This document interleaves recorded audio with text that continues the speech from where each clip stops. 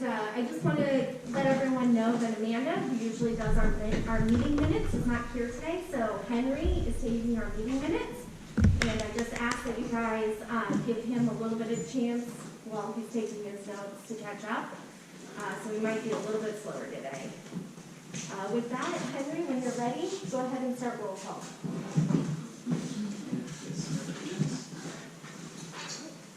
Cindy Bitterman? Here. Shem Bitterman? Here. Shelby Blecker? Here. Lauren Borchert? Here. Craig Bill is absent.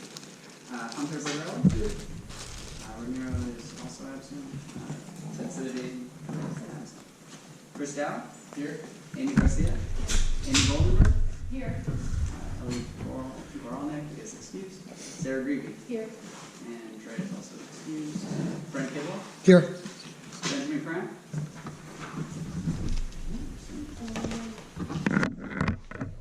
Oh, yes.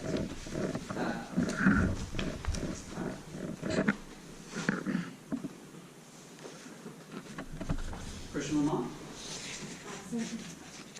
Linda LaRose? Here. David Mann? Here. Henry Manson? Evan, she's also not. Christina Mondi? Here. Terrence Malone? Here. Matthew Pesky? Here. Clark Rosciello?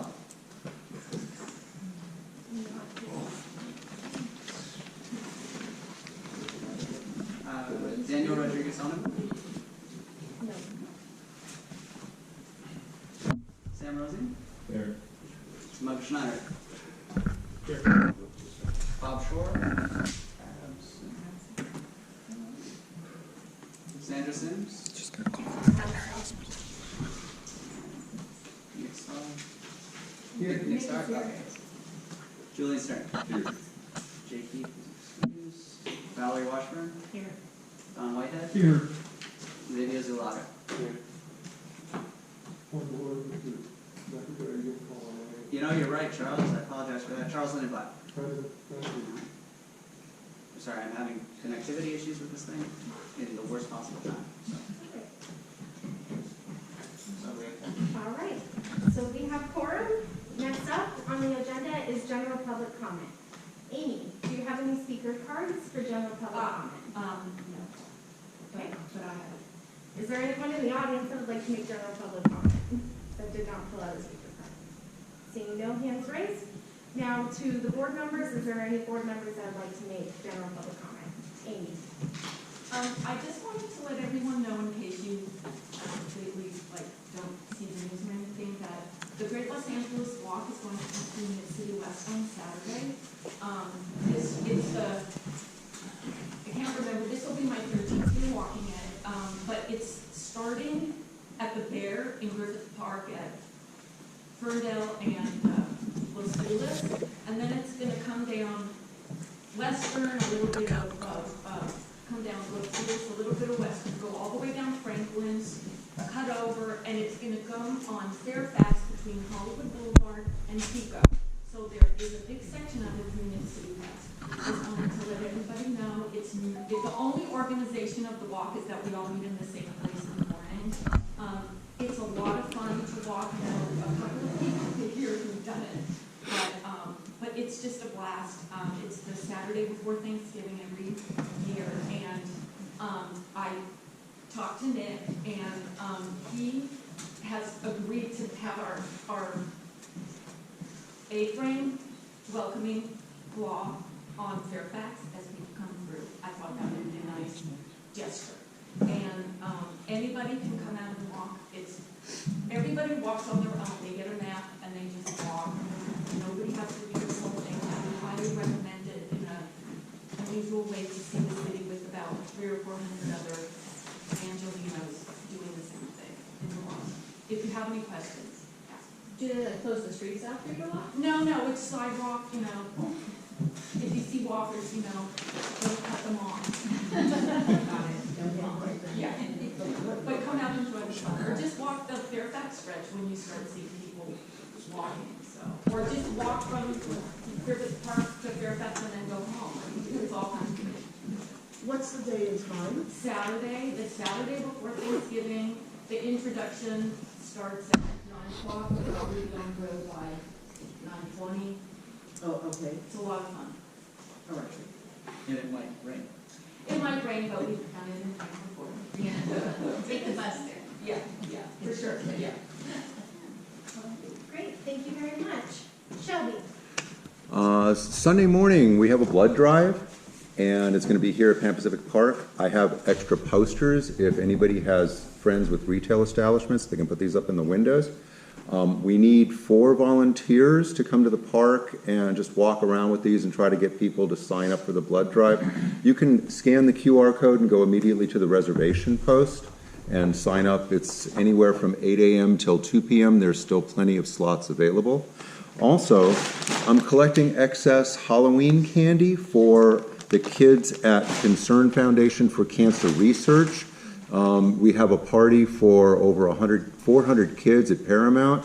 They have a big pile of candy that they get to pick from. They get gifts from the board members. They get to see a movie, all gratis of Paramount. So if anybody has any excess Halloween candy that they'd like to donate to this, get it to me, call me, email me, I'll come get it, and we'll get it to the kids that are recovering from cancer. Great, thank you very much, Shelby. Okay, let's go around the table. So, Shem? Just to plug Shelby's blood drive, there's 41 slots available to give blood. It's very important that everybody just has one person that they can recommend to come to the park between, is it 9 and 2? 8 to 2, and 8 it's to our 2. blood drive. It's a And, Mid-City West blood It would drive. just be nice, because it's hard, they're looking for, so it's only 41 slots, so really, if everybody just had one person, we fill it up. Thank you, David. And I think this gentleman, were you going to give public comment? You came to our Arts Committee. Oh, yes. So you're up. Just All right. introduce yourself. Hi, everybody. I'm John Brassfield, and I'm a LAUSD former graduate from, I went to LACES and I went to LA High School, and then I ended up going to finishing my 4-year degree at Pacific, and then I finished my master's recently at USC. I'm running for Board District 1, so I'm talking to everybody, working with everybody, figuring everything out, just going around and talking. I come in to council last week, that's why I met the beautiful Cindy first, and then I met Shem, and I met Dave, and I met Matthew. I talked to them, we coagulated, talked, and we were sharing ideas and different things like that, and I love what you got here for the Halloween, and I was just giving my insight from just the educational background, where the little sites I worked at, from like elementary school, like a haunted house we did, different things like that. So I was wondering for me to hear what everybody had together and what we guys came up with and everything. And my thing is that I believe in developing the whole person. That's what I further myself in my education at USC. And then the perspective is specific, basically with strength-based, and then it's being proactive, like you guys doing with neighborhood council, being proactive, and then empowering, and then thinking about the collective, and that's collective growth for the community.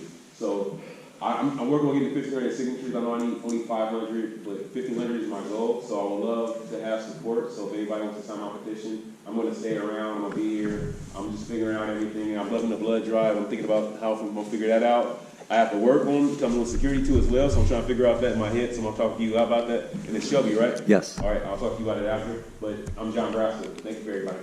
Thank you. All right, next, Julian.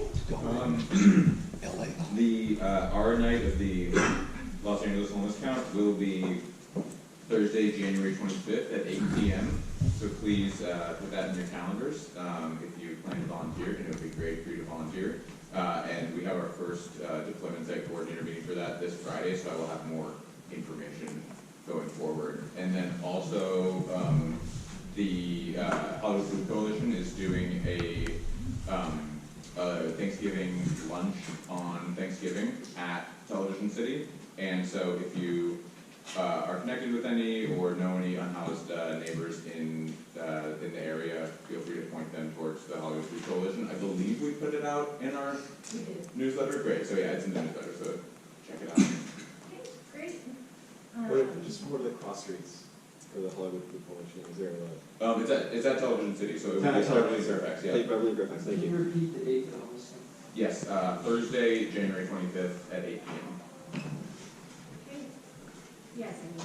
I just wanted to, it's not just for unhoused people, but if you know anybody who's food insecure but has a house and needs food,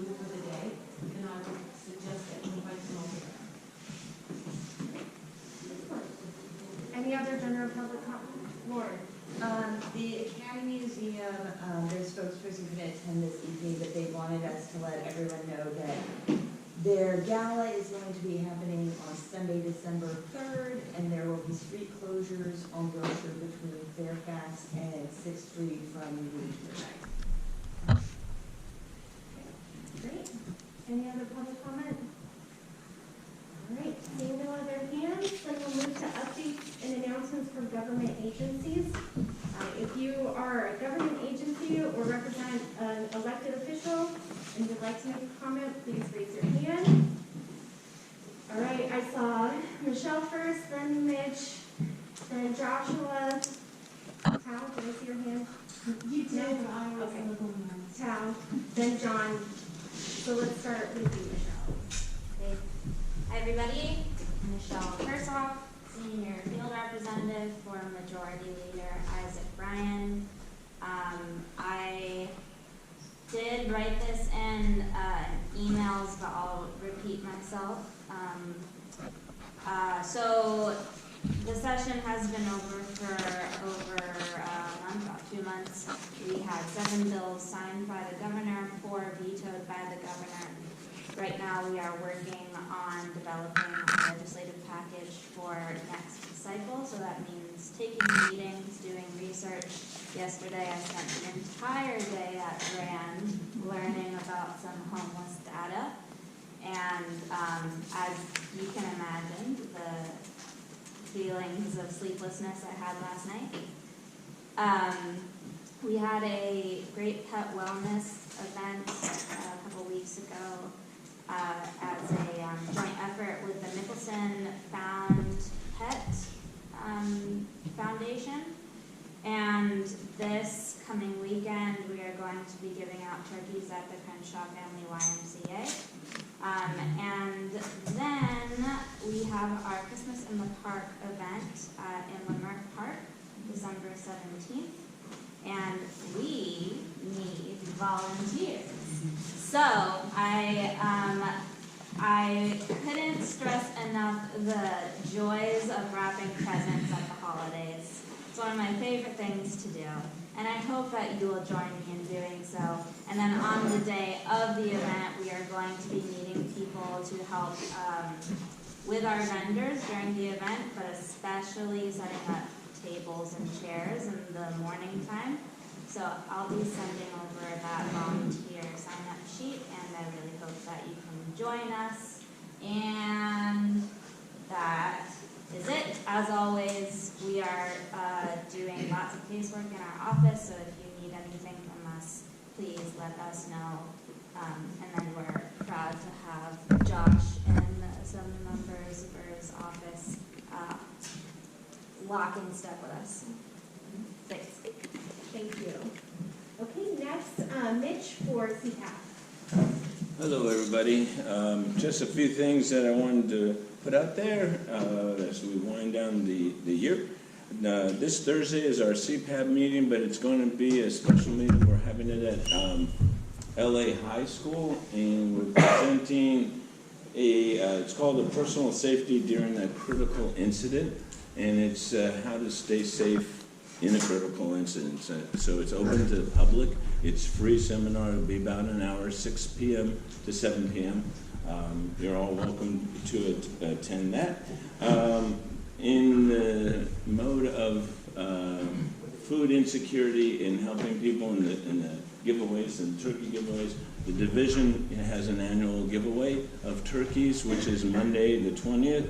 And last year, I think we gave away about 1,200 turkeys to families in need. This year, we have 2,000 committed, so because we had to turn some people away last year, so we hope to give all 2,000 away. So again, just like Michael said, if you know people, they can't make the different giveaways Monday the 20th from 10 a.m. until they're all gone at Wilshire Station.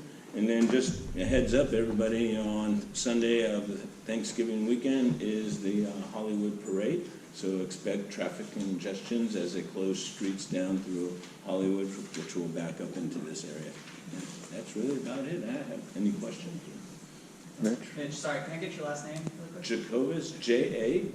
CO, V as in Victor, ES.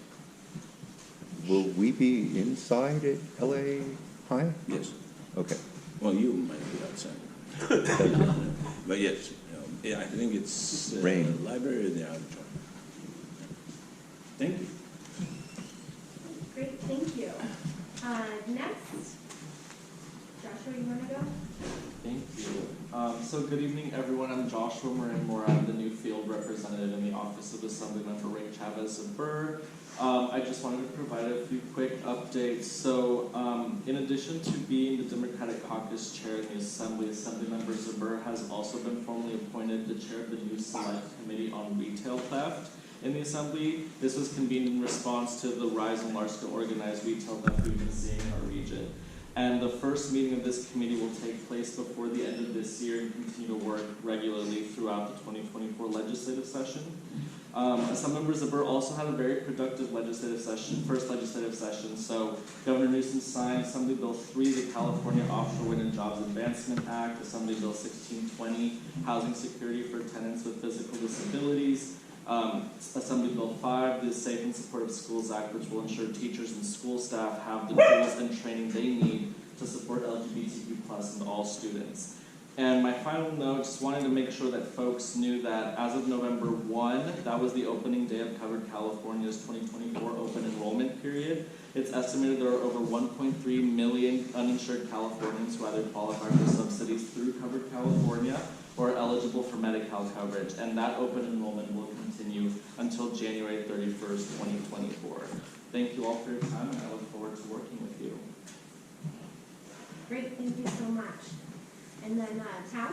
Good evening, everyone.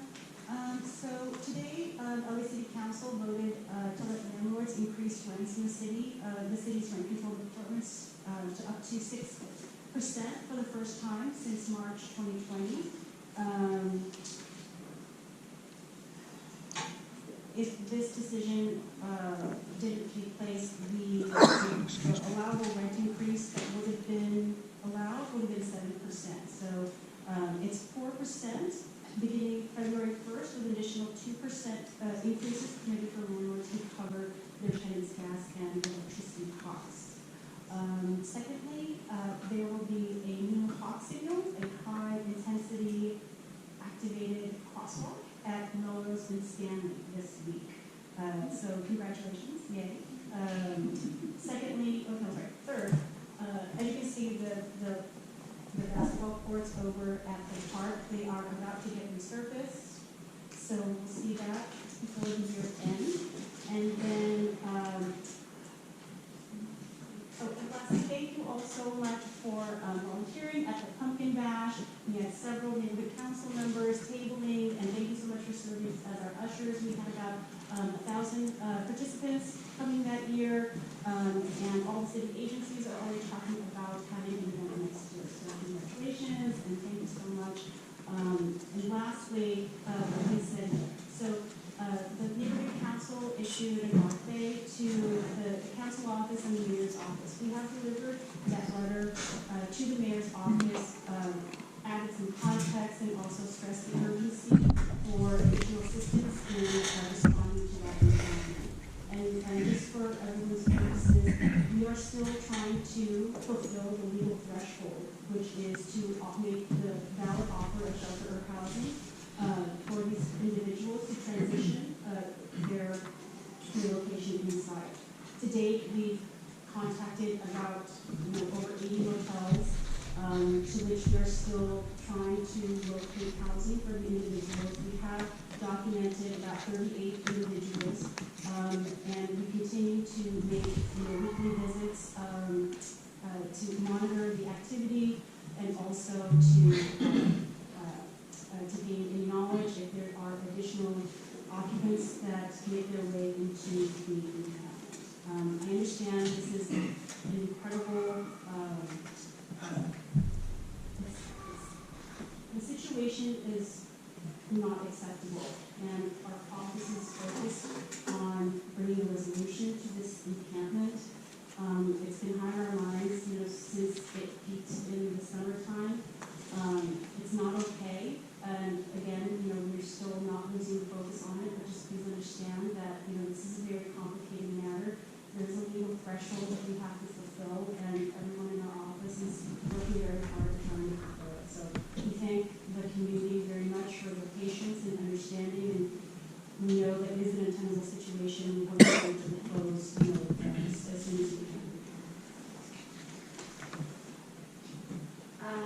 Yes, Julian and then Bob. Do you know if 38, do you know roughly what percentage of, the people there is, is 38 people, is the outreach to 38 people, encompassing everyone that you are aware of that is there? Yeah, they may not all be there at once, but as far as all the contacts that we've made, we've documented about 38 individuals. That number increased by one this week. And are any of the motels in CD5? We are trying to focus primarily on CD5, but given that we've been unsuccessful, we are, reaching out in every single direction. But we know that it is their preference to stay in the immediate area, although that becomes very challenging. So again, our priority is to bring a resolution to this encampment, and so that means that we're looking at it. And when you said you provided the letter to the arcade of Mayor Bass's office, what is that like? Is that and is the context that you mentioned adding, is that public record that we can see?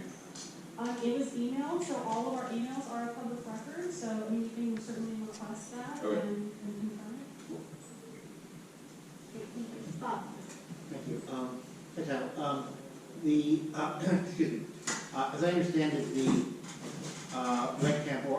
rent increase cap or motion that passed today is not the actual ordinance, right? There's still one more step before the city attorney needs to come back with actual legislative language, which still needs to be approved by city council, right?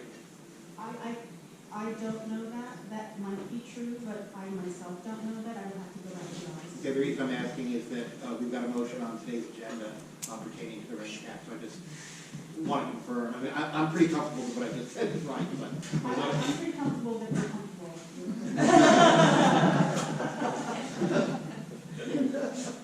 Shelby. Many neighbors around Poinsettia Park are concerned and would like to see the park designated as a sensitive site, similar to the other side of the DWP station that was designated as a sensitive site for obvious reasons. I know many people have asked. There doesn't seem to be a cohesive answer as to why this site hasn't been considered a sensitive site, considering you not only have a DWP power station there, you also have a park with children that go there. Any information on why the council member won't designate this a 4118 site and just get the people gone? So the council member is not expanding on any 4118 locations until the analysis that was called for back in April has come to a conclusion. When do you expect that conclusion to happen? Because it's been going on since she started office. We expected the conclusion actually to happen at the end of summer, and so since then we have been harping on the office to bring the findings and publish them. So we are also very interested in it, as you all are. It's the most popular report around, and we are we're frustrated that the report has not come out. Thank you. Great. Thank you very much, Callie. I appreciate it. All right. John Darnell with the Neighborhood Empowerment. Hi everyone, John Darnell, Department of Neighborhood Empowerment. So first, I just want to say thank you to all the city and state legislative offices for supporting SB 411, and all of you on the board here who have advocated for that. I know there's quite a few of you that have done a lot of work, on your own time as well, for that, to give neighborhood councils the choice to meet virtually or not. It's item 9 on your agenda tonight, but I just want to say thank you to all the elected officers that pushed that through so fast. To give neighborhood councils the choice in that, because that was something that everyone was asking for, at least to give you the choice to do. And so tonight when you vote, it'll go through. If it goes through, it goes through as a CIS. It'll be filed with the council file. And then basically you just need to give in your motion, you just need to give a reason of why you want to do it. So it can be, we're afraid of COVID, people getting to meetings after work is a problem, stuff like that. And it also doesn't necessarily mean you have to meet virtually every month. You can change that up as a board. I would suggest you should discuss that as a board, as far as how often you want to meet virtually, because it can be every month. It could be, you can meet virtually twice every quarter, once in person, like Greater Wilshire wants to do, your neighborhood council to the east of you, stuff like that. So there's different ways to do it, but thank you to all the elected offices for supporting that. We at the department appreciate your efforts. And two, just a friendly reminder about legal issues for neighborhood councils. Your legal liaison is the chair of the board, so any legal issue you have that comes across, like say for example, there's a public records request or someone's requesting documents and you might get that as a board member, but not everyone got it. You would direct everything to the chair of your board, and she would contact our office, our department, and the city attorney's office and go over that. The only thing that you yourself would contact the city attorney's office for would be a conflict of interest.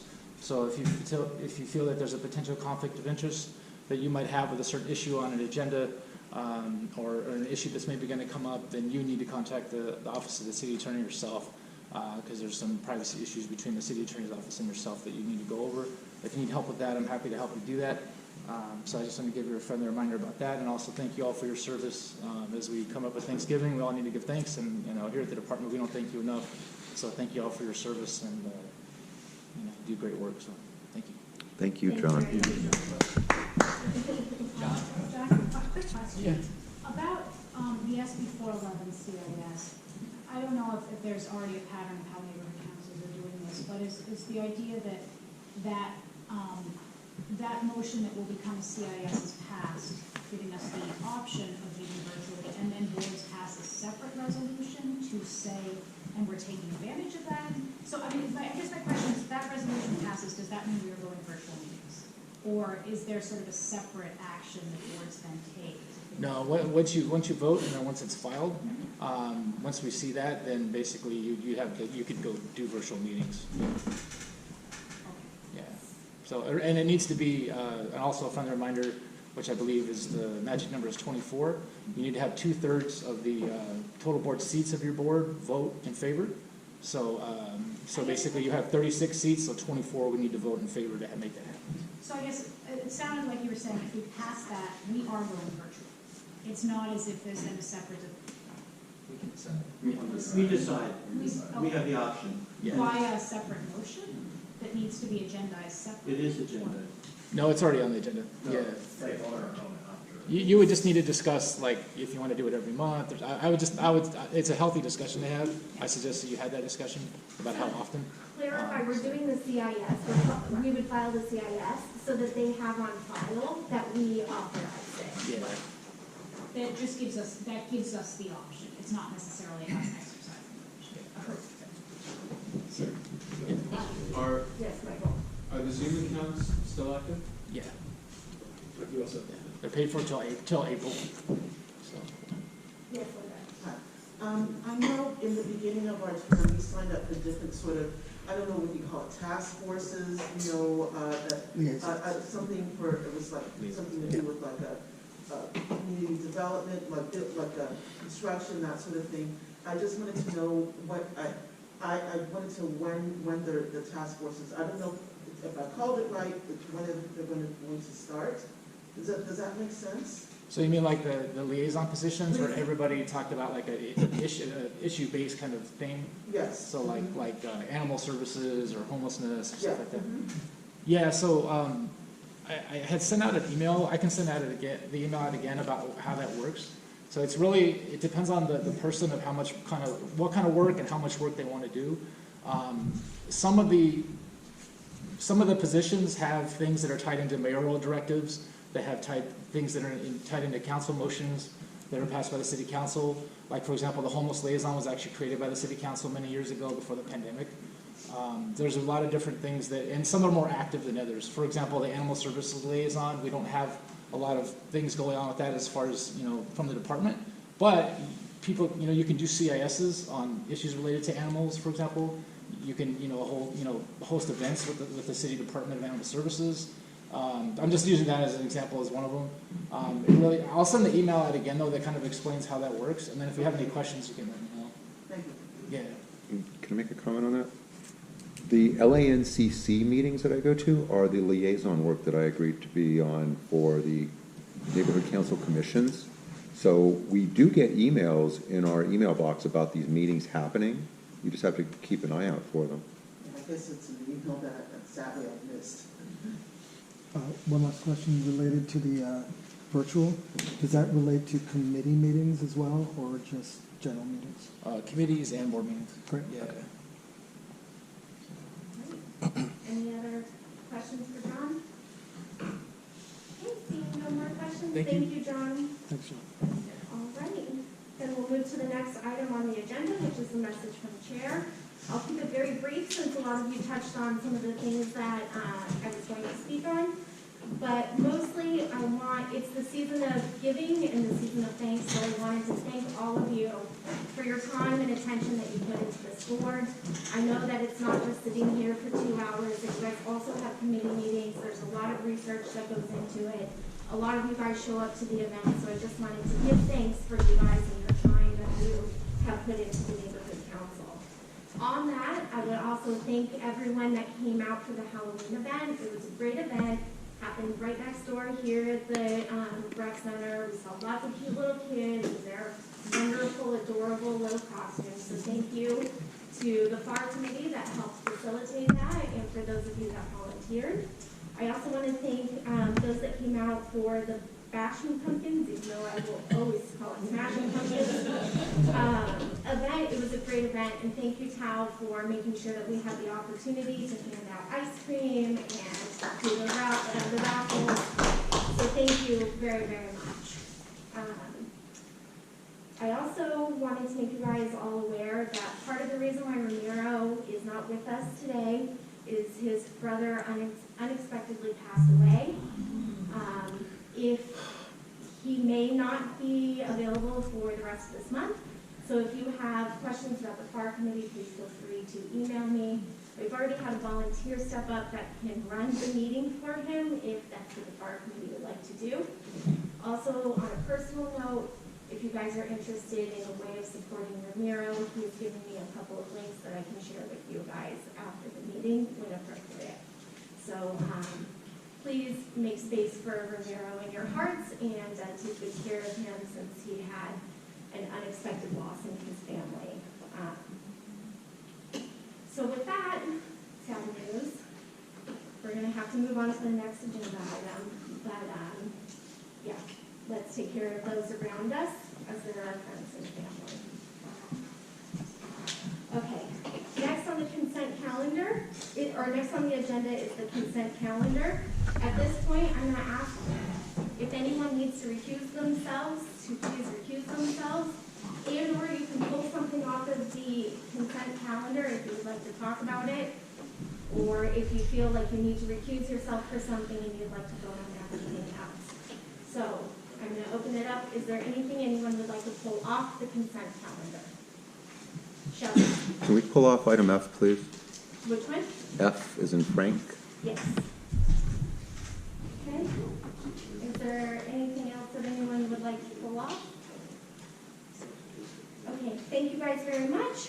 So with the consent calendar, is there anyone in the public that would like to make comments on anything on the consent calendar excluding option F? Okay. Is there any board members that would like to make any comments on anything on the consent calendar excluding F? All right, great. Seeing no hands raised, then we can move to a vote. And we can do a vote by affirmation on this point. So if you would like to vote no or abstain on any of these items, please raise your hand at this point. I'm still short, I can't see. Seeing no hands raised, looks like the consent calendar passes with 26 yeas. Madam Chair? Yeah. Just a point of clarification.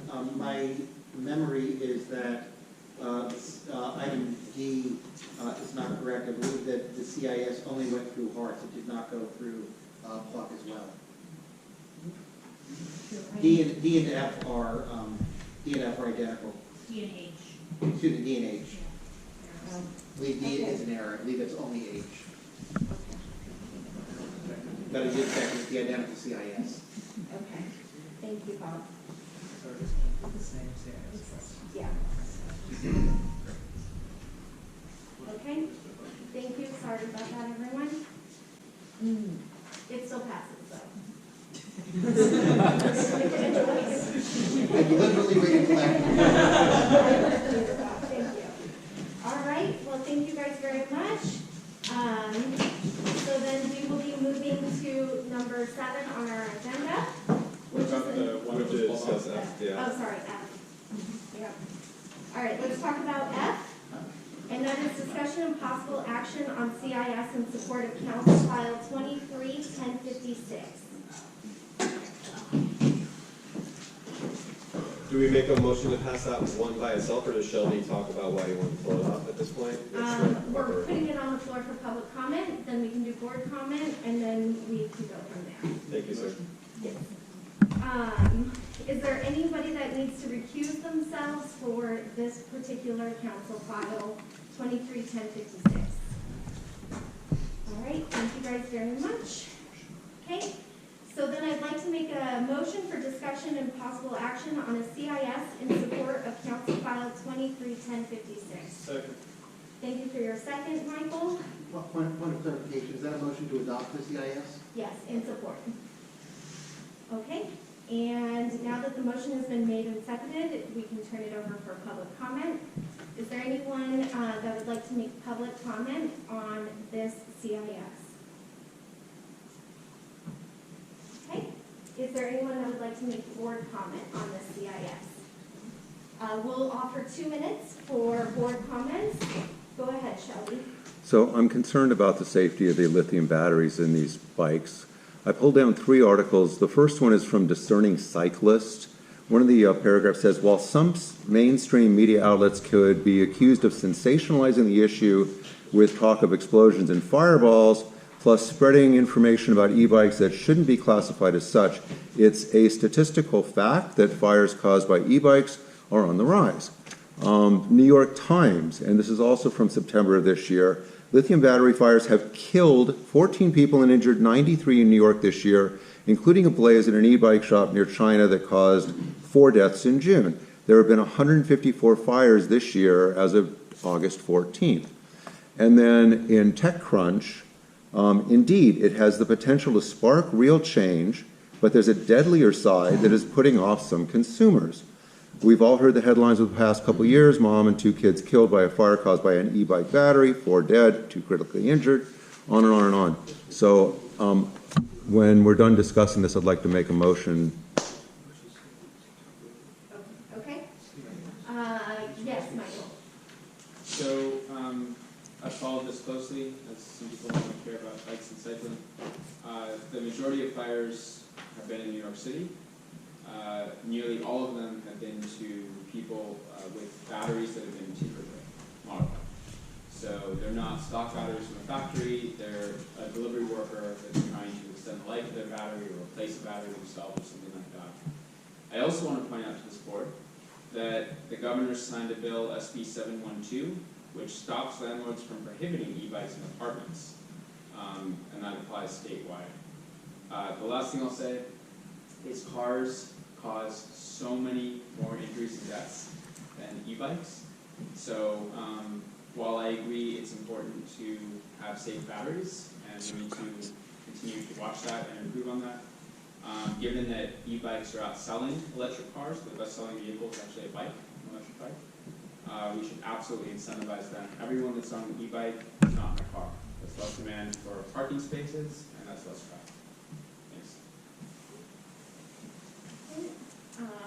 Would anyone else like to speak in support or against this CIS? No? Shelby, you mentioned that you'd like to make an amendment. What was your amendment that you'd like to propose? I'd like to make a motion to table this, barring the opinion from the LA Fire Department that we can get that speaks about the safety of these batteries. The reading that I did in these articles said that the batteries that are exploding are from people that are trying to save money, and they're buying non-UL listed batteries on Amazon and such. I didn't see anything about anyone tampering with anything. I just saw that there were cheap batteries out there that people were buying as opposed to UL listed. So I would like to make this motion to table, just pending an opinion from the LA Fire Department captain. Okay. Do I have a second? A motion has been made. Is there a second? I'll second Okay. Charles has seconded the motion. Is there any public comment? Is there any board comment? All right, Michael, Bob, Chris, let's go with you three. So a couple of things. First of all, council's already passed this motion, so we can do whatever we want, but it has passed city council. I also want to point out this would have been taken up sooner, but somebody filed a complaint with the city attorney which prevented the transportation committee from meeting, and therefore we are now giving our opinion after it's already passed council, which is frustrating. But I just want to point out that city council did adopt the item. Okay, Bob? The motion to table until we hear back from the fire department. Is the fire department currently looking into this, and if so, what is its ETA for an answer? And I ask this knowing that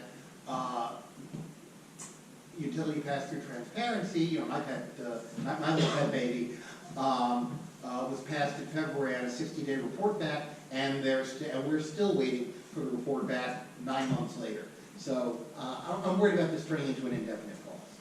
That's the source of my question. Thank you. Is there any, it was an actual question. Okay, thank you, Bob. Shelby, do you happen to know the answer to that? I don't know the answer to that. Okay, that's fine, thank you. All right, Chris? I think it's ridiculous to table this motion when the council file itself is a report made to LAWP on the feasibility of an e-bike subsidy. It doesn't make sense to wait for the fire department to weigh in on LAWP's opinion of if they can do a subsidy. I think we should not table this and it should go to the vote. Thank you. Thank you, Chris. Is there anyone else that would like to weigh in on the particular motion to table pending the report back from LAFD? No, seeing no other hands raised, then it's time to vote. If you are in favor of tabling this motion until we get a report back from LAFD,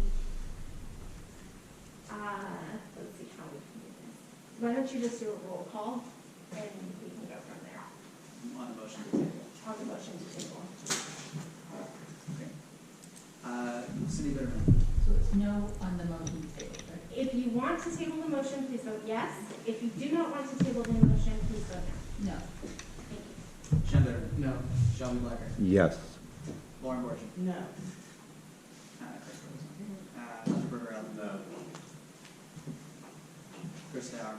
No. Amy Garcia. No. Amy Goldenberg. No. Sarah Green. No. Brent Kidwell. Abstain. Christian Lamont. Present? No. I saw you coming, I appreciate it.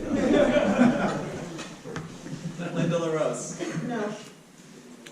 Charles Lindenblatt. Yes. Got you this time. David Mann. No.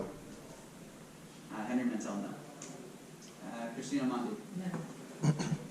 Terrence Malonis. No. Matthew Pesky. No. Sam Rosine. No. Matt Schneider. Bob Shore. No. Nick Starr. No. Julian Stern. No. Valerie Washburn. Tom Whitehead. No. Xavier Zulaga. No. And that's 23 no's. Motion passed. Okay, thank you. Then it's back to the motion that was put on the table, which is a CIS in support of Council File 231056. We can do this as a vote by affirmation. If you would like to vote no or abstain, please raise your hand at this point in time.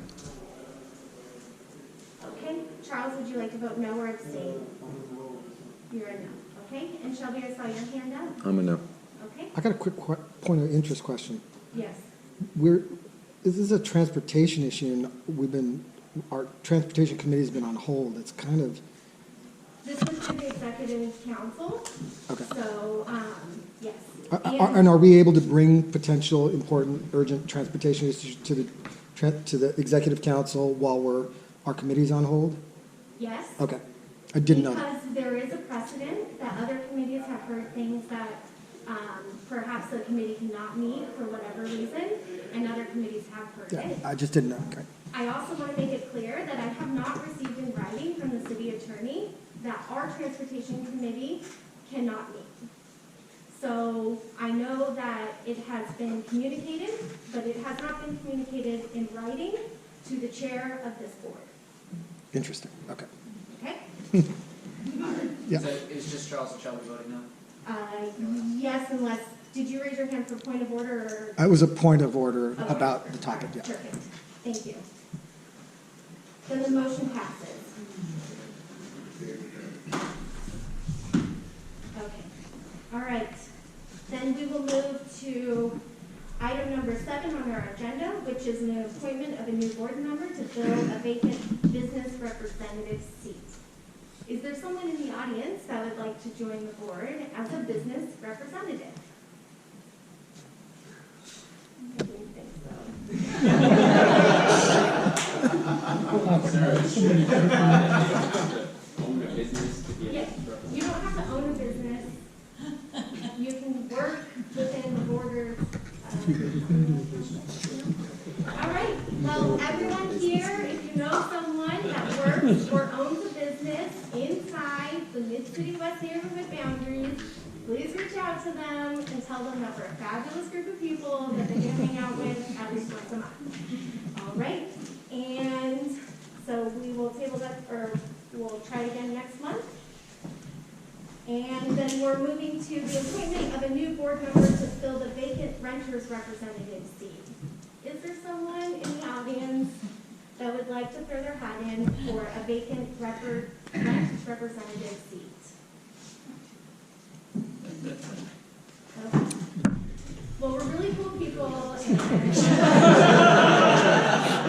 I have a question kind of for both John and yes. So we're officially now only 34 board members. Does that change our vote for the everything? It should, but the city attorney said it doesn't, Okay. and that's actually a letter on our agenda. Okay. All right. Thanks, well, Michael. You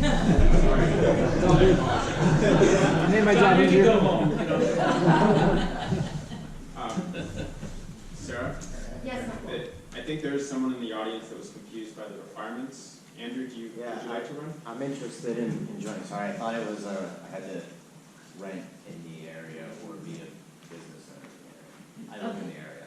So which seat would you like to be a part of? Or which seat would you like to throw your hat in? Which one do you think would be harder to? They're all the same. I'll do the rental one. You'll do the renter one? Okay. Well, why don't you take 2 minutes to tell us who you are and about you, and then we can vote between you and no one else. Can I just ask you a quick question? So, I'm sorry, do you have to rent to be on, or no? No. Oh, okay, you just have to be a renter. You can be a homeowner, and in theory, you're representing the renter's interest, but Gotcha, it's really. understand. Sorry, didn't know distinction. Yes.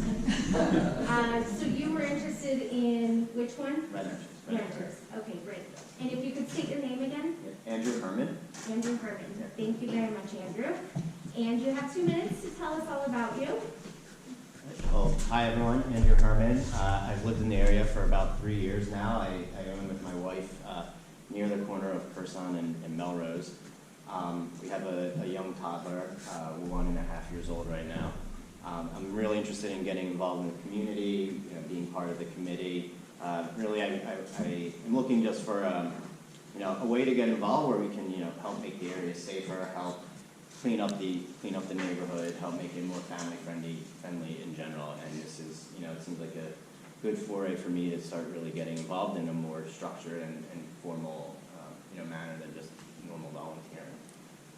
So I'm really looking forward to it. I ran previously in the last public election, but I unfortunately did not get voted in. But excited about the opportunity to join. Excellent. Thank you very much, Andrew. All right. Well, Andrew.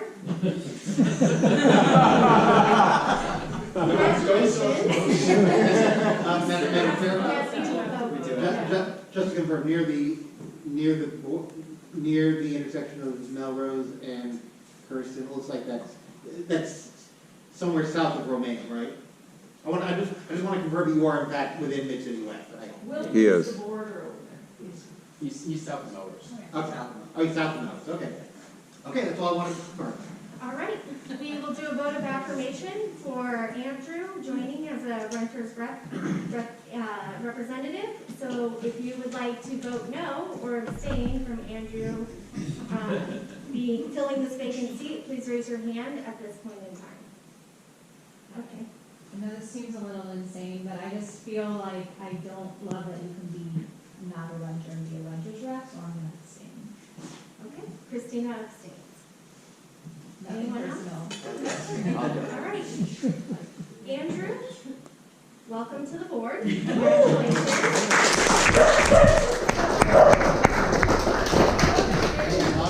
And please take your seat at the table. We'll get your names out. Yes. Please hold.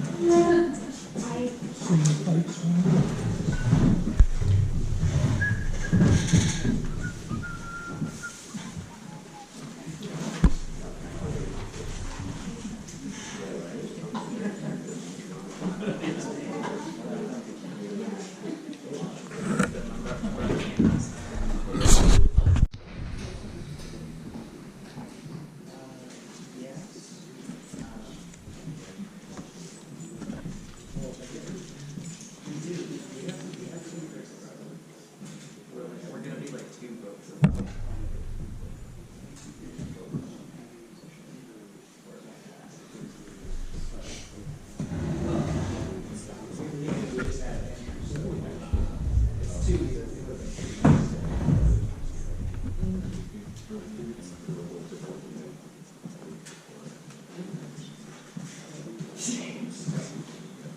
Sarah? Yes. I've drafted this whole thing for a vote. I'm number 9. Okay. Let me get it.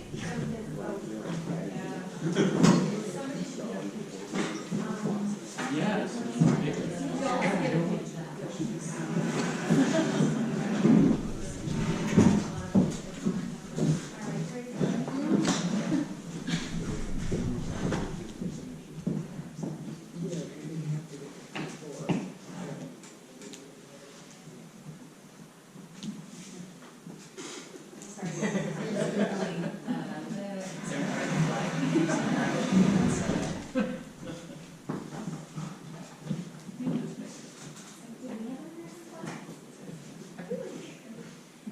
There's gotta be something. Okay, raise your right hand. Speak loudly for everyone to hear. I pledge to represent Mid-City West with dignity, integrity, and pride. I will encourage other points of view, even when they differ from my own. I respect, value, and consider everyone's opinion. I'll find the good in my neighborhood and praise it and promote it. To my neighbors and to neighborhoods throughout the city of Los Angeles, I pledge to do this to the best of my ability.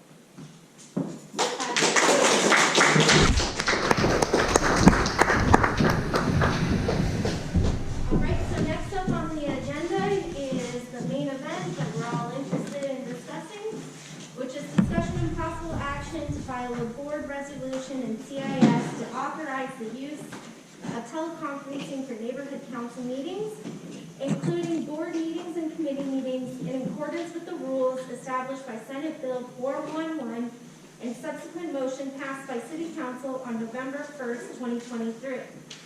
The special teleconferencing rules available to the Los Angeles neighborhood councils are necessary because the virtual option offers increased accessibility, increased neighborhood or increased community engagement, and takes into consideration the health and safety of our immune-compromised neighbors.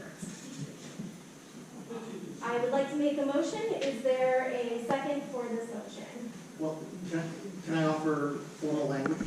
In a minute. Second. Thank you, Brian. Okay. Is there public comment on this motion for it to virtual? Okay. Seeing no public comment. Now it's board comment. Bob, what would you like to? So language, I drafted some language that I hope sort of clarifies a couple of issues that are left open in this. So if I could read it out, and I'm going to suggest that we amend along those lines.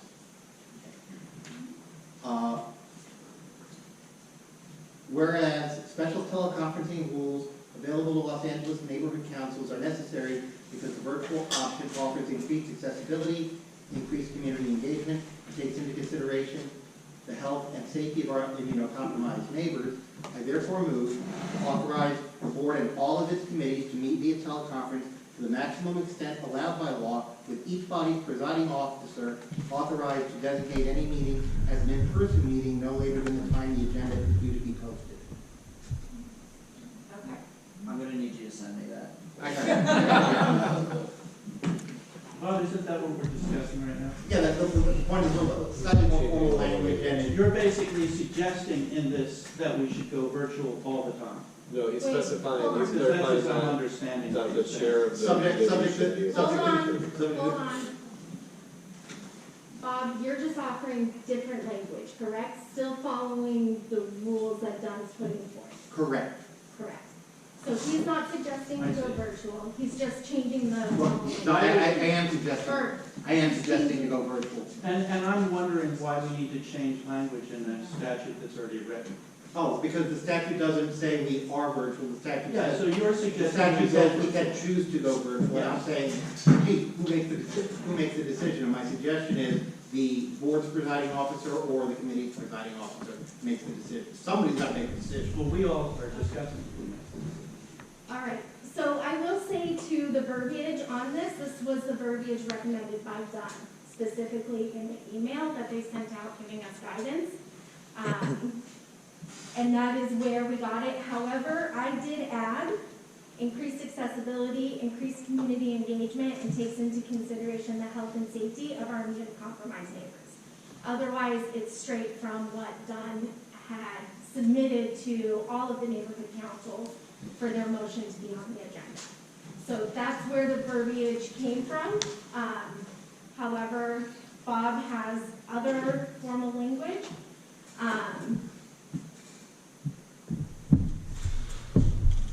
Okay. There's been a motion, is there a second? Are we waiting for a second on Bob's motion to amend? Was that, Bob, is that what you put forward? Yeah, yes, I am. For 30. Okay. Before we accept the motion to amend this verbiage, why don't we go around and have a conversation about the virtual meeting option in general, and then we can work on language with that. So, Shem, you have your hand raised. You have a minute for your first round of statement. Well, I'm very concerned that you added that verbiage because that was not agendized, it was not voted on. Let's deal with the actual verbiage that was given to us in the council bill. We have to submit a reason why we're going virtual. I see, so this is a motion that we do go virtual. I just want to understand what's happening here. This is a motion that we go virtual all the time. With the No. option, Shem, you're talking about Bob's motion, not the one. I'm so confused. Is the council, are we having a discussion as to whether or not we should go virtual all the time? If The options. we are talking about the option to go virtual. However, if we vote to go virtual, it doesn't have to be all the time. If we vote to go virtual, it doesn't have to be, the only thing we have to do is have one in-person meeting per year per SB 411. If we choose to do it differently, then that is up for our board to decide. So we can say, we want to vote, or we want to go virtual except for once per quarter, and that can be what the board decides. Just so I understand, when you say things like increased accessibility to the community, 20% of Los Angeles County does not have access to broadband internet, including many of our most impacted neighborhoods, Latino people and elderly people, people over 65. 25% of them do not have access to broadband. So when you state something as to increase accessibility, I'm wondering where that's annotated. Okay. Point of clarification. Yes, Michael. The law does say we have to meet once per year, but it does not specify if it has to be a full board meeting. It could be an executive council meeting, for example. Just wanted to make that clarification. Okay. Amy? I'm still back and forth on this, but I understand, I've heard this argument from Jim that people have less access when we're on Zoom, but we had more people at our meetings on Zoom than we've ever had in person, ever in the history of the time that I've been involved with this council since 2017. We've never had as many people as we've had on Zoom. And I just want to point, I understand, I'm old, so I know what it is to be elderly. And the people who are afraid of the computer aren't going to come out at night and come to a meeting either. So I still want to meet in person sometimes. I don't want it to only be once a year. But this is just saying that we have the option to meet virtually. Correct. David, I saw your hand up, Michael, then Chris, and then Cindy. Okay, me? Yes. Okay. This, to me, feels, the word feel, kind of like a slippery slope. If this is voted in, then not much more it will take, then there will be no whatsoever in-person meetings. I've said this before, I think a lot of us feel there's a certain electricity by having all of us in this room that will be lost in virtual, going virtual. If there were, if this is passed, let me back up. In the process of getting this passed, it would open up avenues for further exploration in live meetings, so that the people that see holding our faces will have a chance to meet us in person. That way, we don't have an either or, because I think we could spend an eternity going back, which is better. We need to involve both, and that's my feeling on where that might go. Michael, then Chris, then Matthew. Or sorry, Cindy and then Matthew. Sorry, okay. A couple of things. Regarding the accessibility point, you do not have to use a computer, own a computer, to participate in Zoom meetings. You just need a phone. This is also related to smartphones, sorry. Just so you know. You don't have to have a smartphone. You can just have a normal dial phone, and you can dial into a Zoom meeting and participate. I want to say that I've been here since 2019. The amount of participants I had in the transportation committee were anywhere between, sometimes we had in-person meetings where there were no members of the public. Via Zoom, I think we had no less than 4 or 5 people. Sometimes we had 10 or 15 people. It was far more democratic and far more inclusive. And I just want to say that I think that's a great thing. It applies to seniors, it applies to immunocompromised, it just applies to someone that can't get out of their house and they want to participate on the board and has that ability to do so. I think it doesn't hold people back. I think my time's up. Let's pass this. Chris? While I've been enjoying in-person meetings, I would have never got involved with the council if it hadn't been virtual at the time I started getting involved.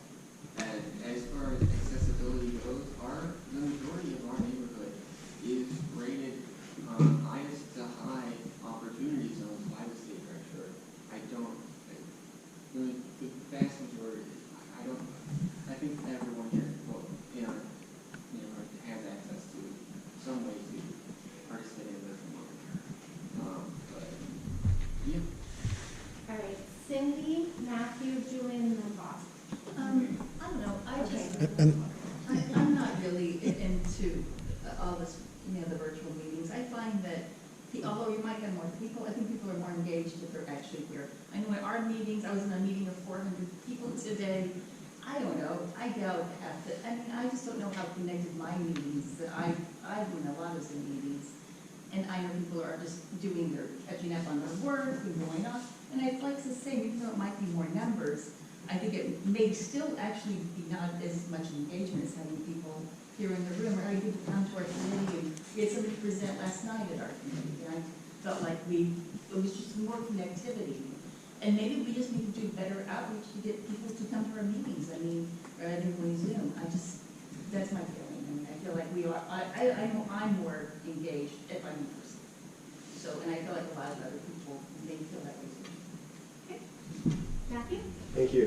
2 points I'd like to make. I'm in favor of this motion, though I do feel like in-person meetings are important, and so I would recommend that we add a requirement that at least one meeting for committees or the full board is in person every quarter.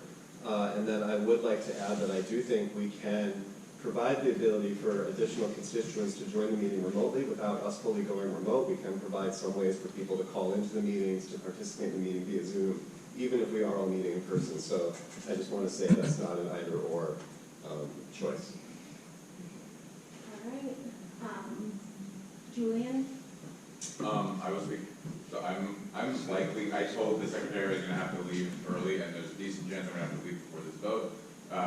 But I agree that I don't think anyone's gonna be totally happy no matter what happens to everyone. There's gonna be a decent amount of people who are a little annoyed, but no matter what, we do need to recognize that there are access issues, whatever happens, and perhaps the outreach committee, or I just think we should see, I think this is sort of shining a light on an issue that we should think about no matter what. All right, over on this side, Hunter, Christina, Charles, Don, Shelby, Brian, and then you have to go around. I'm strongly in favor of this. This isn't saying that we're never going to meet, it's just giving us the option to meet virtually, so why don't we all vote for it? I don't understand why this is an issue. We're going to be talking further down the line about how often this is going to be happening, so I think everyone should be voting in favor of this, and I do think it's increased access for everyone, and people can call in on any phone line. It doesn't have to be Zoom. Any phone line. There was like a time when we were doing it where I actually had to call on a phone when I was driving down from my home in San Francisco, and I could still access it. Thank you. Christina? Thanks, everybody. I am also in favor of this, kind of similarly to what Hunter just said about the fact that obviously we will be discussing how often we vote, but we should at least, how often we meet in person versus virtual, but obviously, I think it makes sense to give us the option to do so. Ideally, I would love to do hybrid meetings where if we could like afford any kind of technology where not everyone has to be in person to be participating. That includes board members, because honestly, sometimes it can be tricky to get here, like middle of rush hour hours for people. I work from home, so I'm pretty lucky, but you know, what about people who work in a totally different part of the city? They can't come here like in person necessarily, but I do love the fact that Zoom can just use a phone to call into. And so yeah, so to Sarah's language about accessibility, I think that she means to include people with disabilities, people who are immunocompromised, who can't make it here very easily. I work remotely, so I also really like to be in person, but I just want to have the option. Okay, Charles? Yeah, I'm in favor of meeting remotely, because I think that definitely increases the opportunity for more people to be involved, and interested in the neighborhood council, and also it's definitely more convenient. I mean, as people talking about, some people have to drive a long distance, while some of us take a bus for real short distance, and after a certain time, that bus runs once an hour. So I think that I would definitely be in favor of going to Zoom. Okay. John, you were next. Matthew said a lot of what I wanted to say, which is basically, I think we should do once a quarter. I think Greater Wilshire had an excellent idea of doing that. I think there's better communication when we're sitting around a room. Witness this conversation. Think if you're on Zoom now and all these faces, and Shem wants to make a point and somebody, there's a give and take that happens in a room that doesn't happen on Zoom. I've only done one meeting where I couldn't be on Zoom and I had to call in, not related to this board, and you're just this vague voice out of Never Neverland, so you may as well not be there. And I think anyway, don't need to say more. Thank you, Matt. You stole my thunder there. I second Matthew's non-motion. And my understanding, please, one last thing is from talking to John, this idea that we can decide this and decide later. My understanding is now is the time to decide. And maybe I'm wrong, John can correct me, but that's my understanding. That now, while we're talking about it, we decide yes, once a quarter, we decide never again, whatever, but now is the time.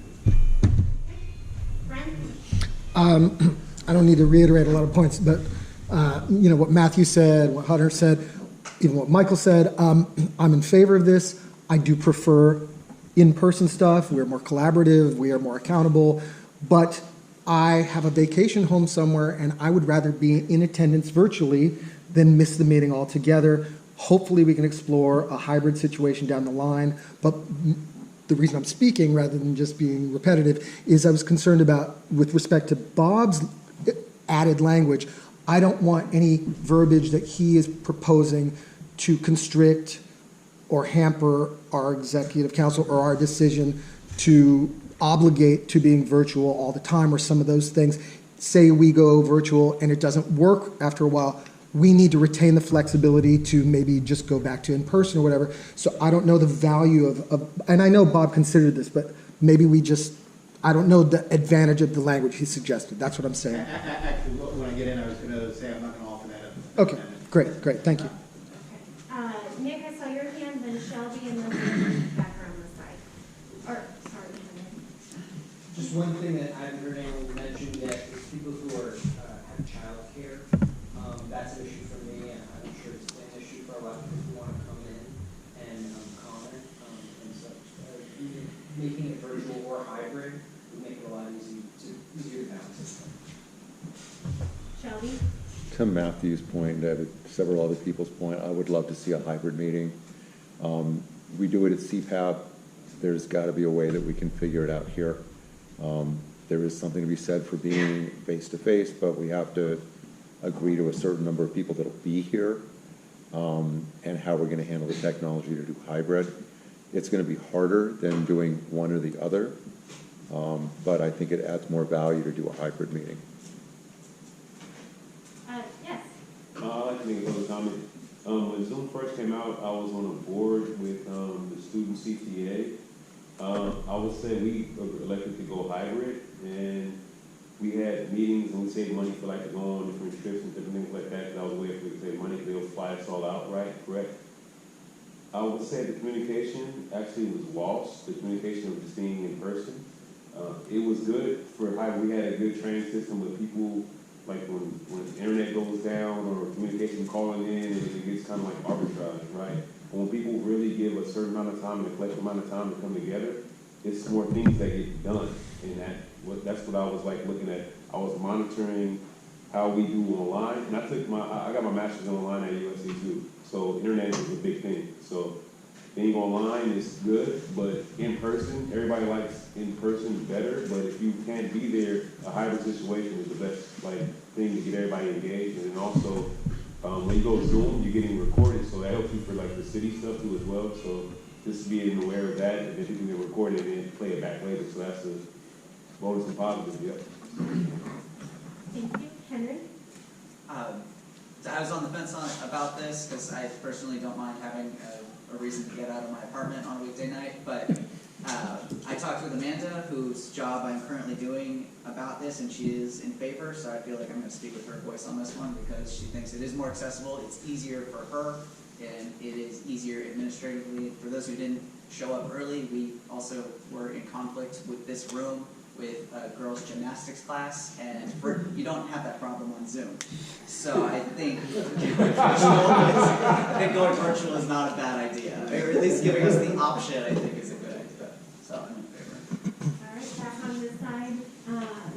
Lauren, Bob, Christian, and Matt.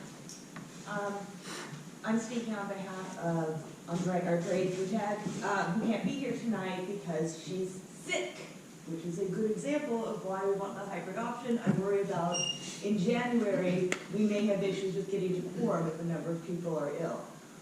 She wrote, meeting in person puts our immunocompromised and disabled members like myself at risk. Additionally, it favors people who are in an economic position to reliably show up to Pan Pacific Park twice monthly. We had a more diverse board when we were on Zoom, and certainly more diverse stakeholder representation. Thank you. Bob? Yeah, I mean, I like to make evidence-based decisions. What I come back to is our September meeting, which is the first time we tried to discuss bike lanes.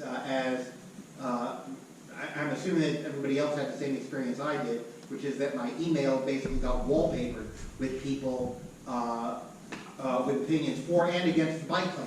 So we had an enormous amount of public interest is the bike lane issue expressed via email. But not one person was here at our September meeting to discuss bike lanes. That tells me that virtual meetings get a lot more attention, a lot more participation from the public we're here to represent than in-person meetings. For that reason, I'm going to support this motion. Okay, Christian? First of all, I'm definitely in favor of going hybrid or having this hybrid option. Things have changed since the worst of the pandemic, but we're still in the pandemic. This is a tool, and it's an important tool to be able to have. A link to promote civic engagement and outreach is a good thing. We also have more in-person events than we did during the worst of the pandemic. This is true. We are seeing each other more and more face-to-face. We are able to engage with our stakeholders, with our neighbors, with each other as board members in these in-person events. Those are not going to stop. Those shouldn't stop. And yet, we have this incredible option to consider that late-night bus ride, that person, that board member, that neighbor who's sick, that individual who couldn't log off fast enough, would have been able to log in, but couldn't make it here fast enough, so I had to put my own money down to be able to get an Uber because the bus wasn't coming fast enough. To participate, to just participate. So I vote yes. I think we can do this. I think we should. Yes, Shem and then Dawn. Look, it's, to me, this idea of going virtual, and I'm only talking about virtual, I'm certainly not talking about hybrid. I'm all about accessibility. I think everybody should be able to be accessible to a meeting. I think if we have the option to go hybrid as they do in CPAC, great. But if you're going to talk about excluding 20% of the population from attending these meetings, and I happen to agree with the person who said being on a phone is like being in Siberia. I tried to unphone several times. I couldn't raise my hand. I couldn't figure out what button. And I'm fairly tech savvy. And so the reality of the matter is democracy dies in darkness. We have an opportunity. We're basically saying we're okay with having complete control over any input from the public by silencing them, by putting them inside of a box and closing it down when we don't want discussion. And as we saw in the discussion that happened when the council people were talking behind their back and people came to the council meeting every week and shut it down, you know what I'm talking about? De Leon. We saw what public engagement did, and now we're literally on the brink of saying, hey, sorry. I'm sorry. I didn't know, sorry. I wasn't aware of the flag system, sorry. But I'm just saying we're talking about shutting that down. We're basically saying we're not going to let the public engage with us. Okay. Thank you. Dawn, you were next, and then Michael. I just wanted to ask John if I could, do we need, because we keep saying, well, this is an option, this is an option. Is this an option, or are we supposed to decide tonight what our plan going forward is? Because we were... So, John Darnell, Department of Neighborhood Empowerment. Just for the record. Are you new? Are you a renter? Would you like to? Yeah. I'll be the bureaucrat rep. So you don't have to decide tonight. You could postpone this to next month. It's just the city council just voted, so this is your first opportunity to do it. Okay. So you can decide next month if you don't have a consensus maybe on what's going on. You know, maybe you want to try, you know, whatever you're going to do. But you know, yeah. If I can have 30 more seconds, I think we should decide while we're having this discussion whether my team wins or loses. I think we should reach a decision. Just go ahead. Just a clarification, if we pass this resolution, which is using stock language, which was given to us in an email from Dawn, that does not obligate us to be all virtual, it gives us the option. Well, I guess, so if we were to pass that and do nothing else, does that mean we're virtual? Or unless a board member immediately after, like, moves to maybe do some meetings, you know, quarterly meetings in person. I mean,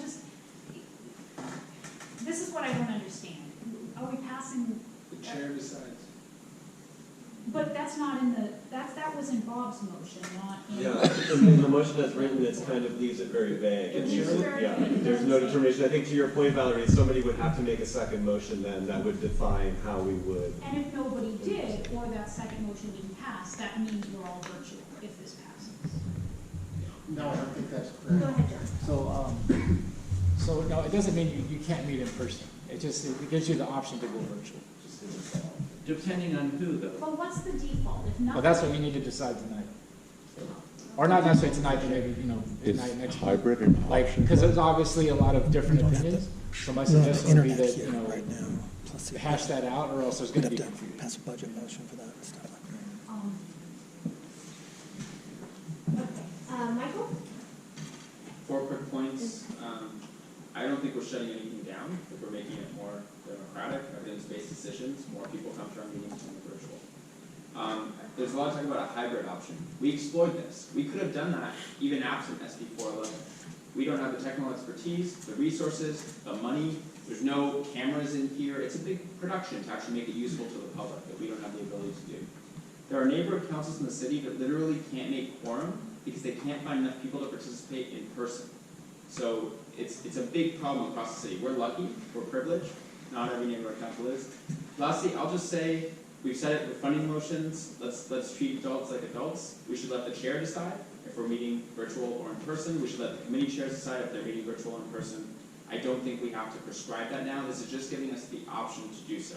Legally, we can't even consider meeting virtually without taking this vote.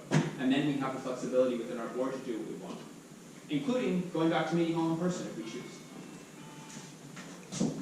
Thank you. Valerie, then Dawn, then Cindy.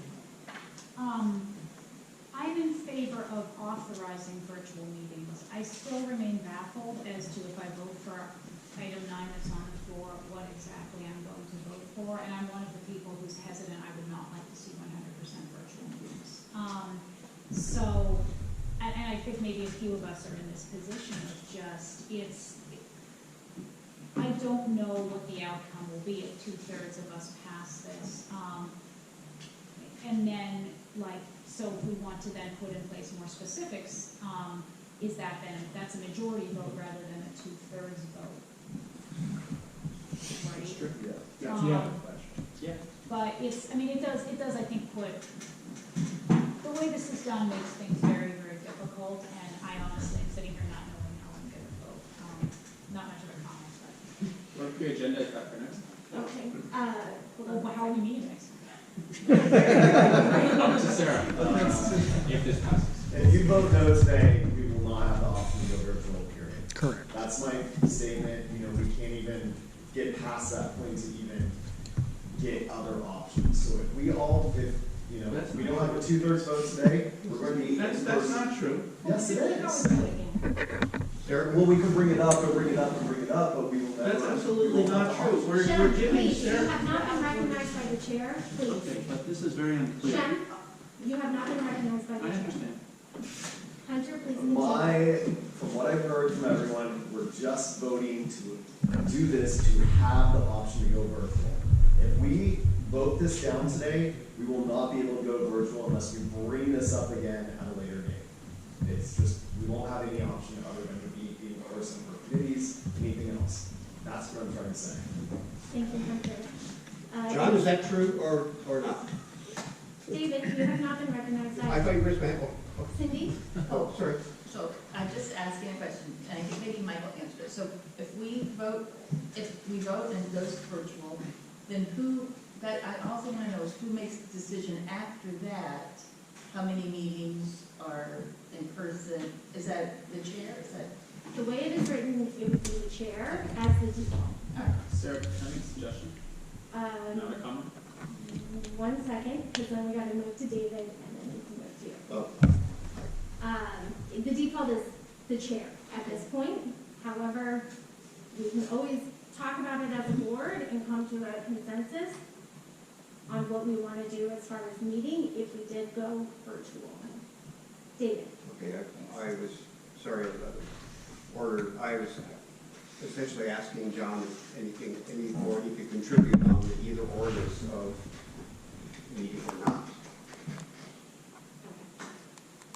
My suggestion, since there's some confusion around the table, is if we make a deal, if we adopt this tonight, we agendize for the next meeting, whether Sarah chooses that's via Zoom or in person, we agendize for the next meeting a discussion on how often we would prefer as a board to meet in person versus virtual, and committee chairs can talk about that too, and we can come to some agreement.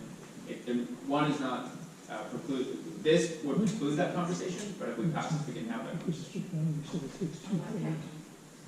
I would not take chances. Nick, go ahead, and then John. Okay, just my understanding is that if we don't pass this, then we have one option. We have less options. We have less accessibility for all the people who can't come here. If we do pass it, there's still the potential for there to be accessibility for the people who can only come here.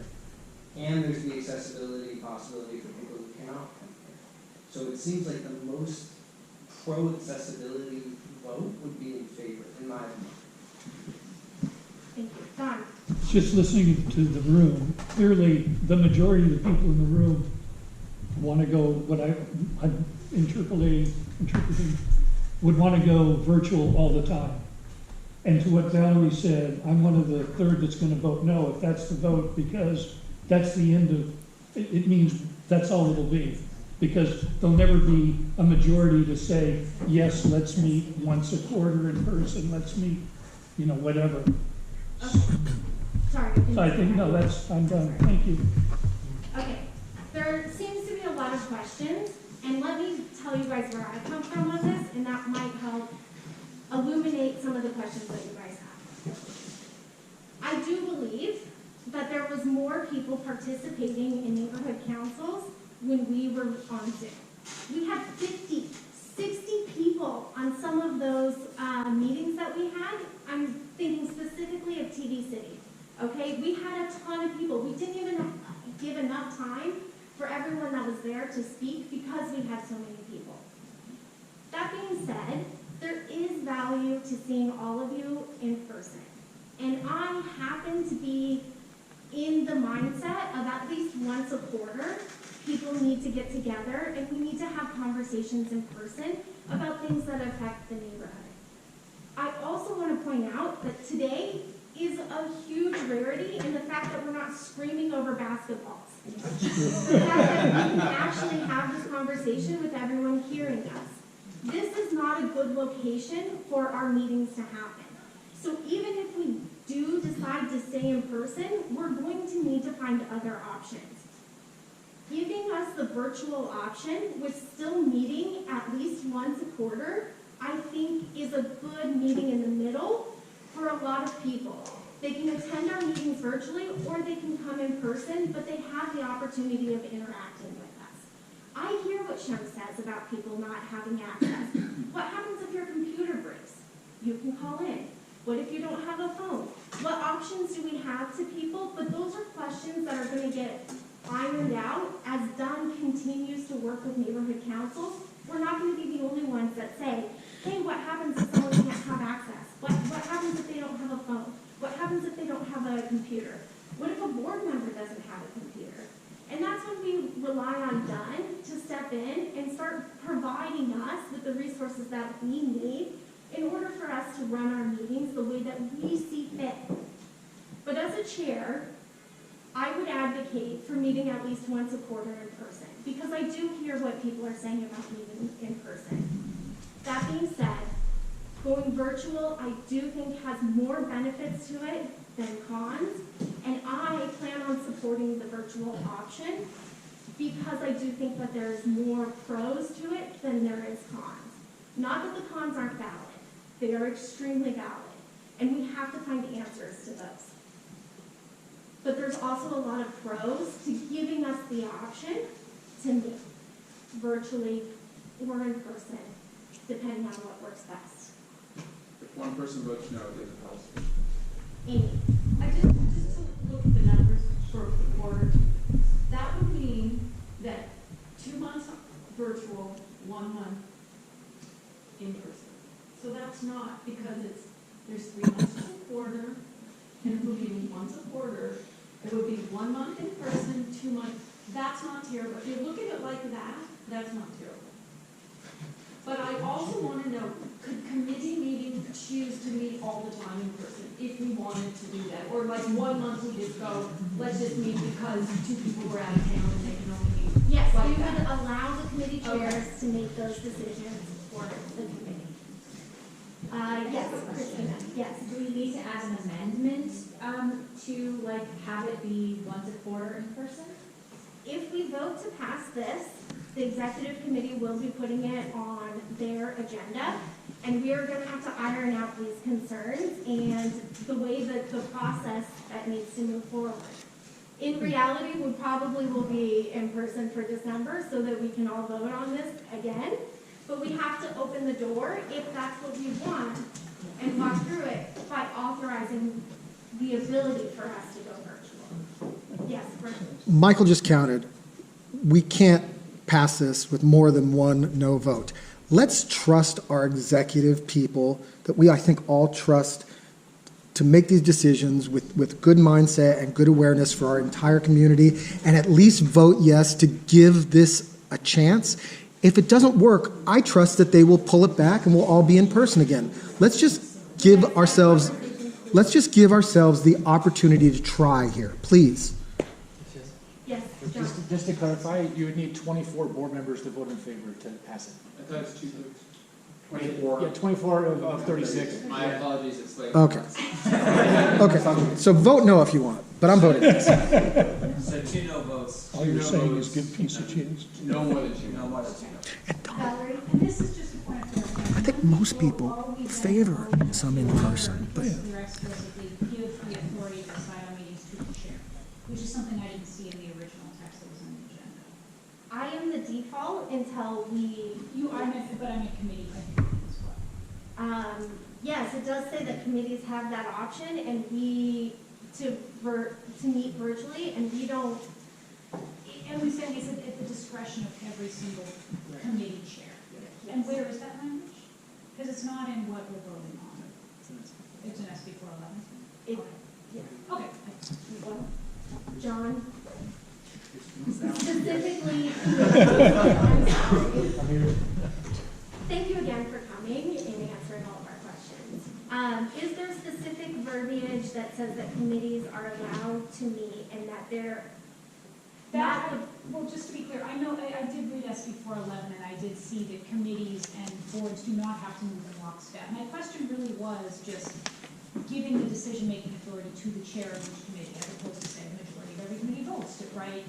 Having the decision-making authority line in the chair rather than the majority of the committee as to how they meet. Does that make sense? Yes. It's one blanket thing for the whole. So Valerie's asking, where is that language that's defining that it's the chair of the board of the committee versus a vote by the board of the committee? Exactly. Yeah, and the answer is, I think the answer is that that's language that's in sort of normal rules of order of any parliamentary board, so it's not in this motion, it's, as Sarah says, the default in pretty much any parliamentary. It's not a ground. Okay, thank you. Okay. can we move to vote? Yes. Bob there was a motion to amend. Are we pulling that off? Yes, I am. Okay, great. It's okay. I don't have a comment, I just have a question. Yes, John? I'm still unclear, maybe I'm stupid or something, but I don't understand what it is we're voting on. Are we giving you the power to decide whether every single committee goes virtual? Or is that the decision of each specific committee member, committee chair, sorry? It would be the committee chair who would make that decision. And all we're deciding right now is whether or not we want the option to go virtual. Even if we pass it today, we don't necessarily have to go virtual. We just want to give ourselves the option, and this is doing so. But to your question, it would be the chairs of the committees that would be able to decide. And, you know, obviously we would encourage the committee chairs to have this conversation with their committees and make sure that they come to an understanding and that they do what the majority of the committee wants to do. All right. Any other comments on this? No.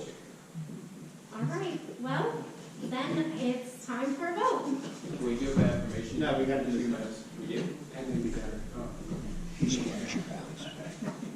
Okay. We have a request for a roll call, so let's roll call this. Okay. Idaho.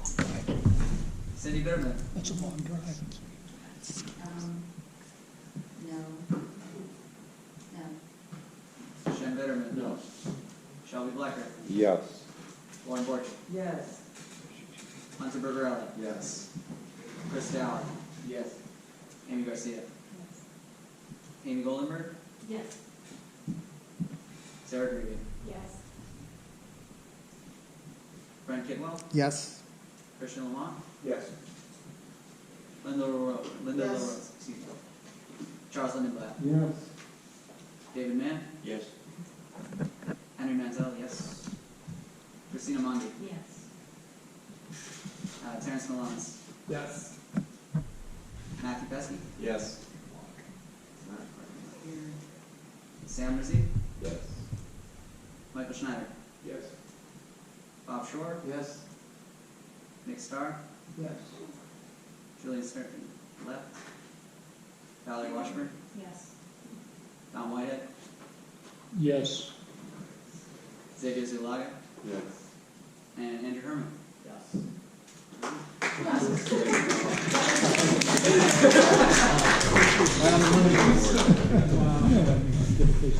Okay. The motion is passed. Please put it in your calendars that we will be in person for the December meeting so that we can all vote as a board on how we want to proceed and how often we want to meet in person versus how often we want to meet virtually. Great. Also, to those that had concerns about accessibility and concerns about how we're going to engage those that don't have access, I will work with Dunn and try to get some answers for that so that we can distribute those to the neighborhoods and to our neighbors that may need that information. Okay? Moving to the next one.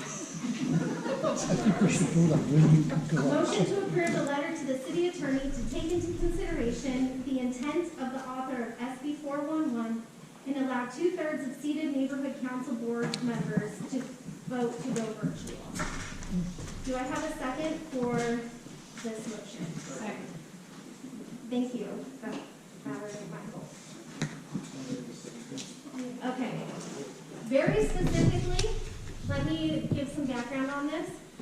There are many neighborhood councils that are having issues fulfilling board seats. They have to, with the current reading of the law by the city attorney, have to have 2/3 of their board vote for it.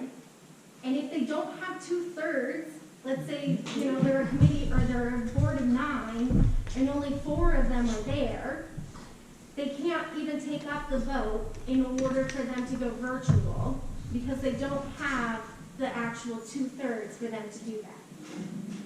The issue that people have brought up, and the reason why the letter was written, is because if you just do the seated board members, then they could go virtual, and they're saying that it increases their availability to get people to join the board, and that it helps them fulfill these seats.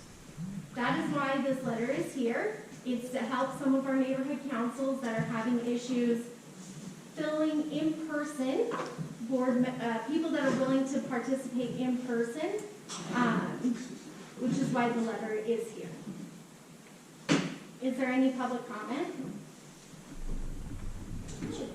No public comment? Is there any board comment? And we'll do 1 minute. Sorry, I'll be very brief. This is exactly what I mean, though, by when I talk about the path of democracy towards totalitarianism.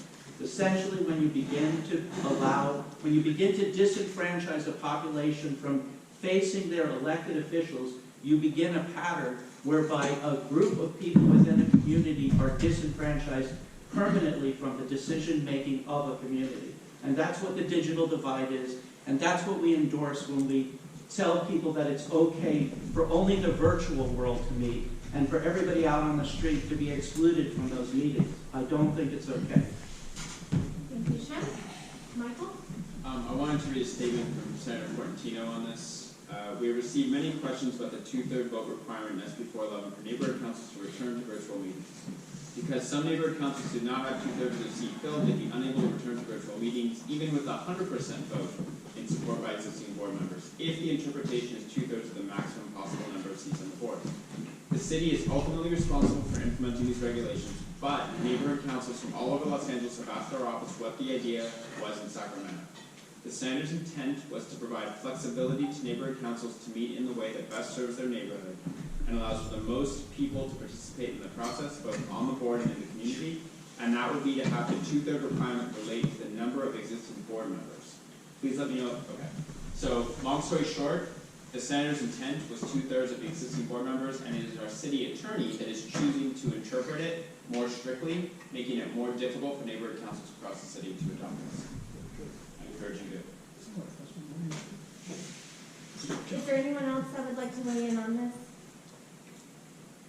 Yes, Hunter. I mean, I fully support it because if we don't do this, then some neighborhood councils can't do anything at all. I mean, this is ridiculous. Like, this is giving them more ability to be more democratic, to actually make decisions. They can't if they don't even have quorum or whatever. This is, I fully support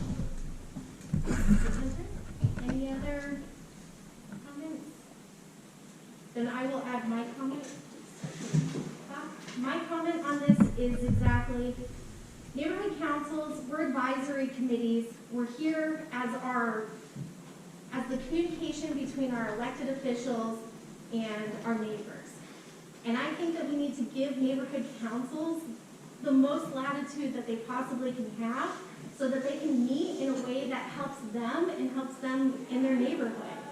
So I believe that this requirement should be coming from the neighborhood councils. The neighborhood councils themselves should be the ones coming up with it. And if the Department of Neighborhood Councils has an issue with it, then they can issue a directive. But I feel like it's important for the neighborhood councils to be in control of what they're doing and how they're running their meetings, and not necessarily a city attorney or them. Thank you. Yes, sir. I would just like to make a suggestion. I think the city should offer like an option to like have a meeting downtown. Like, I know we do things at the Bonaventure a lot, as far as like the organizations I've been a part of, right? Neighborhood council should be like celebrated a little bit more. So I'm just saying we can write it in the literature, so like that should be talking to city council too as well. But it, like literally a trip, everybody can go downtown, take a weekend off, and they're planning for the community. I think that's worthy of it. You know what I mean? That right there in itself will bring more people together. And then when you're going virtual, you're saving time, you're saving all that too as well, right? So that'll be a way to keep everybody together and connected to going on a trip. That actually will bring the family. This is an option. That's all I'm just thinking about. Yeah. Thank you very much. Sure. All right, any other comments? All right, then let's do a vote by affirmation.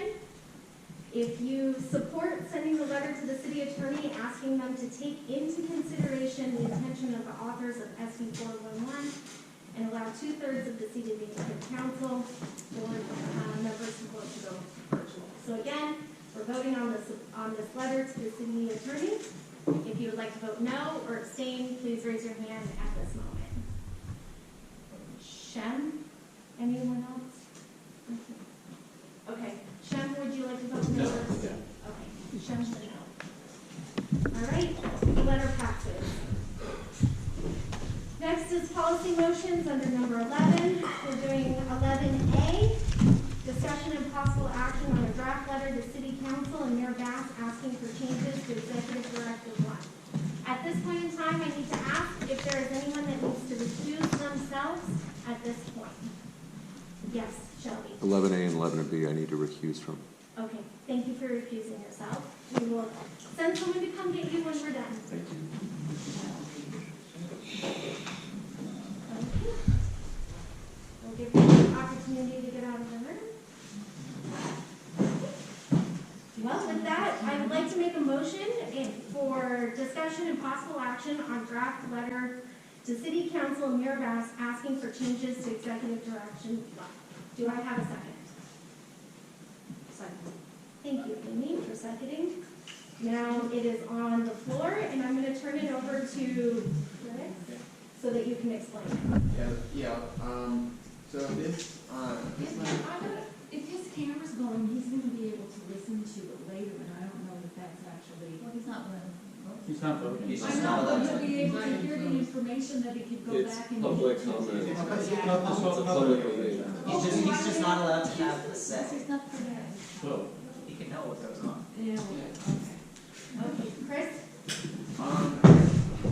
So the letter itself is asking for the mayor's office to undo the revision it made on June 12th that exempted single-family parcels that were zoned for single-family and more restrictive from Executive Directive 1 streamlining.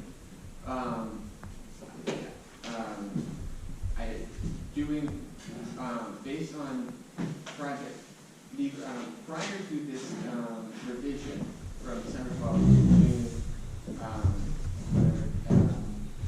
to June 12th, there were 12 projects submitted using using E1 streamlining that contained one or more parcels for unaffordable single-family homes. These 12 projects consisted of a total of approximately 2,500 units. Out of the 12,000 units that were made possible, 12,100% affordable units made possible in Executive Directive 1. That's a loss of 20%. That is substantial, and I think it should be reverted. Okay, thank you very much. Is there public comment at this point in time?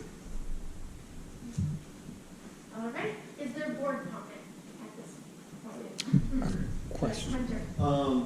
I'm on the plug committee. I voted for this because we put in a provision that we would have an analysis of this. After my own analysis of this, I think everyone should be against this. I looked at every single zone project that was LAR1, which is just single-family homes. The projects that were approved were put up next to single-family homes, towering over single-family homes in residential neighborhoods. Every single one I checked. And all the residents in those neighborhoods were pissed because they're going to have big, roomy, huge buildings overlooking their single-family home that's one story.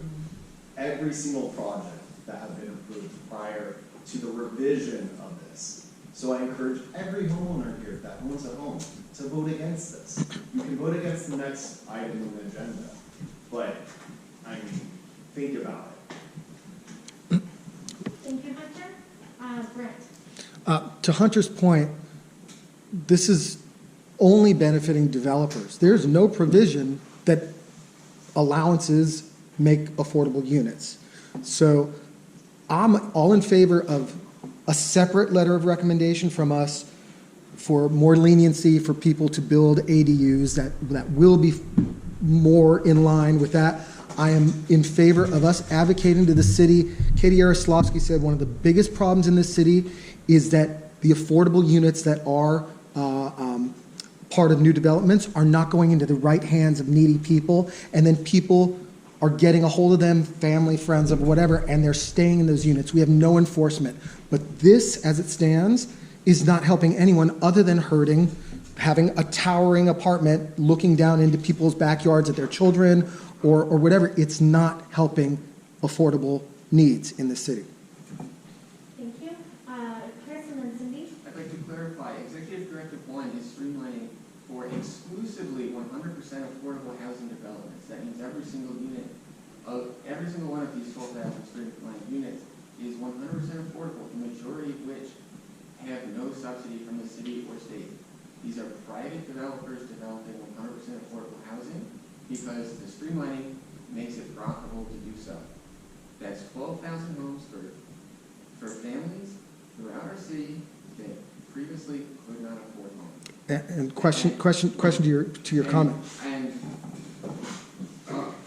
of these projects, 1/4 of them are in high and highest resource areas.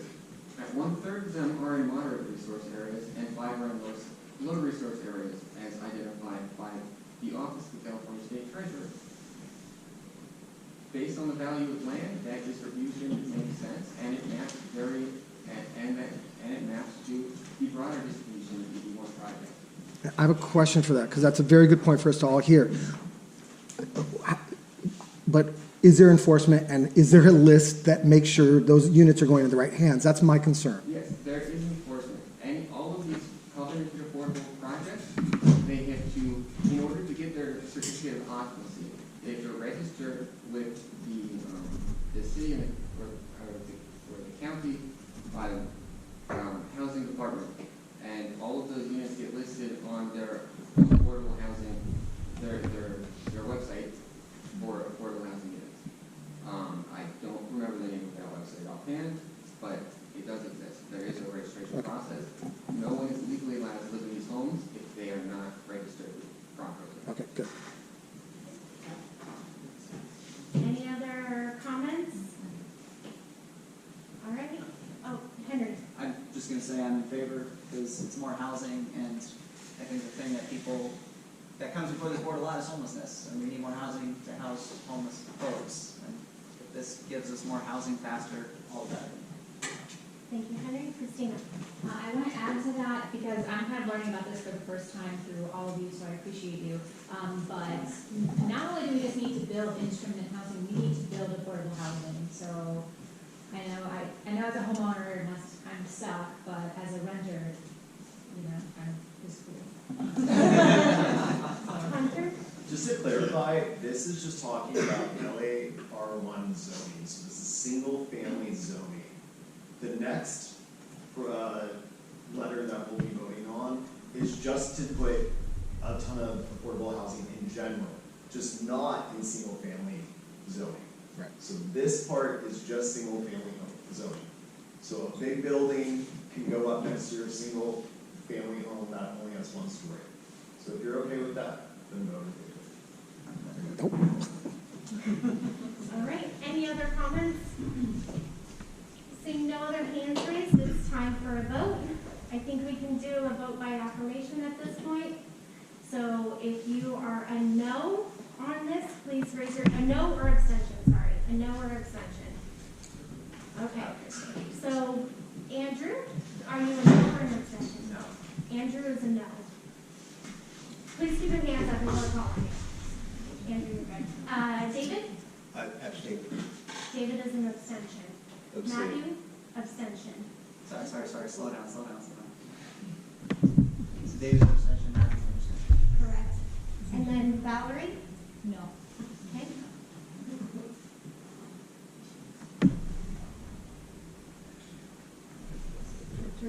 Hunter? No. Hunter's a no. Sam? You're not going in alphabetical order. Give me a second. Sam's an abstention. Wait, did you abstain or say no? Abstain. Abstain, okay. Thank you. Okay. Charles? No. Charles is a no. Let's go all the way down because we're going to Don next. No. You're a no, Don? Yes. Don is a no. We'll sit alphabetically, Henry, next week. If you have to do this again, And Brent? No. Okay.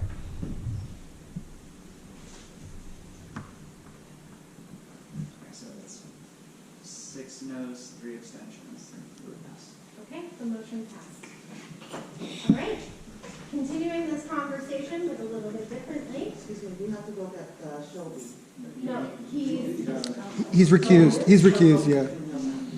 He did A and. Next is discussion and possible action on community impact statement regarding CF 23-0623 and the draft ordinance published by LA City Planning Department. I would like to make the motion. Is there a second? Chris Sauer has seconded the motion. The motion is now on the floor for discussion. Is there any public comment? Seeing no public comment, we will turn it over to the board after Chris explains a little bit on what the community impact statement and the draft ordinance is. All right, so this one's a bit more wonky, so I did prepare some more in-depth notes, so bear with me. The purpose of this CIS is to comment on the September 2023 draft ordinance codifying Executive Directive 1 that was published by the City Planning as it is inadequate and does not follow is not in the spirit of Executive Directive 1 as it would, as the first draft stands, it would limit more than 73% of stream of the it would prevent 73% of the affordable homes from being eligible for streamlining as it stands in the first draft. So and to address this, we asked for 5 sections to be removed from Executive Directive 1. For the first section we have to be removed is C1. C1 it limits these streamline projects to not include to any parcel that is not located in single family or commercial zone or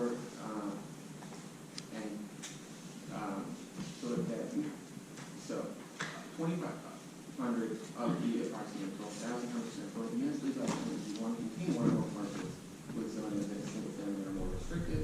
That's 20% of the affordable homes being streamlined by ED1. Commercial and other corridors for the majority of parcel zones for commercial and multifamily housing exist are some of the most polluted high traffic areas of our city. Residents of multifamily housing deserve to be allowed to live on quiet streets that are further from urban freeways and major thoroughfares where there is less pollution. For C2, if the project site is residential zoning classification, the entire project site's zoning prior to the granting of any density bonus for the construction of 5 or more units, right up to the nearest home number. We want to remove this one with the elimination of C1. This section unnecessarily restricts the number of lots that are available to build 100% affordable housing. Even if C1 is not removed, this section encourages combining small parcels and large ones that generally result in physically larger buildings that span significant portions of the lots they're on, and to be the type of buildings that people hate. Additionally, the space density unit count standard for streamlining on multifamily residential properties is mostly duplicative of existing thresholds in state and local density bonus programs. It would create confusion due to differing base density definitions. As such, it would have unintended consequences of prohibiting development of thousands of RDP zone multifamily lots unless they're tied together. Procedure 3.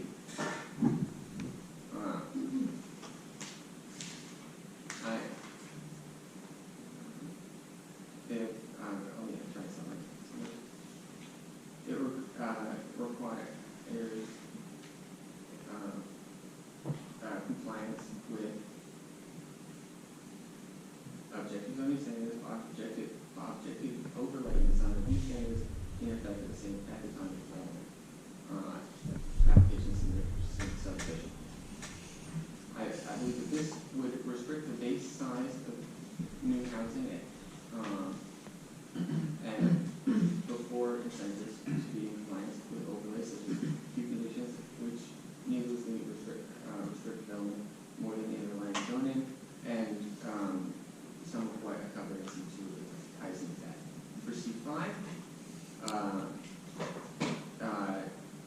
it requires the project to not be subject to the Subdivision Map Act. We believe this. I believe this would restrict. It's my understanding that building any type of condominium would require the use of the Subdivision Map Act. So including projects subject to the Subdivision Map Act would give Angelinos more opportunities for affordable home ownership. And then the final section is E7, which it restricts the number of incentives that developers can use to build these affordable units. The restrictions in Section 7 will reduce the amount of new affordable homes by 57%, and if C1 is included, 73% of the streamlined homes will be eligible for streamlining. Okay, so that's the explanation. Yeah. Right. Okay, thank you, Chris. Does anyone have any comments in support or against this letter? Did you read it again? I'll try to say, Chris, yeah, which way do I vote that allows more housing to be built? Vote yes. Great. Then I'm voting yes. Okay. I would just say that was the wonkiest thing I've ever heard, and I'm voting yes for the amount of work that went in. Chris, I'm just curious, you mentioned a website where these available homes are listed. Yeah. And you said you don't know the website. I just was looking it up, and I was trying to find any available homes. It seems, based on the articles I've read about this kind of stuff, where do people even go to find these available homes that are being built in these developments? Is there a resource? I know this doesn't pertain directly, but I'm just curious. It's either through the city or county housing department. I'm happy to follow up and provide more of that information to the board. And then that on the spot with that, with more links. Thank you. Okay, any other comments? Okay, seeing no other hands raised, it's time for a vote. Henry, what's easier for you, roll call or vote by acclamation? Depends how many people want to vote no or abstain. Why don't you just do a roll call, that's probably easier. I'll make it very quick, I promise. All right, Cindy Bitterman. Yes. Sean Bitterman. Yeah. Shelby Blecker is not. Recused. Yeah. Lauren Borchardt. Yes. Craig, not here. Hunter Berger Allen. No. Chris Dower. Yes. Amy Garcia. Yes. Amy Goldenberg. Yes. Sarah Greavy. Yes. Brent Kidwell. Abstain. Christian Lamont. Yes. Linda Melrose. Yes. Charles Lindblad. No. David Mann. Yes. Henry Mantelis, yes. Christina Mondi. Sure, yeah. Terrence Salonis. Yep. Matthew Pesky. Yes. Sam Rosen. Yes. Mike Schneider. Yes. Bob Shore. Yes. Nick Starr. Yes. Julia not here.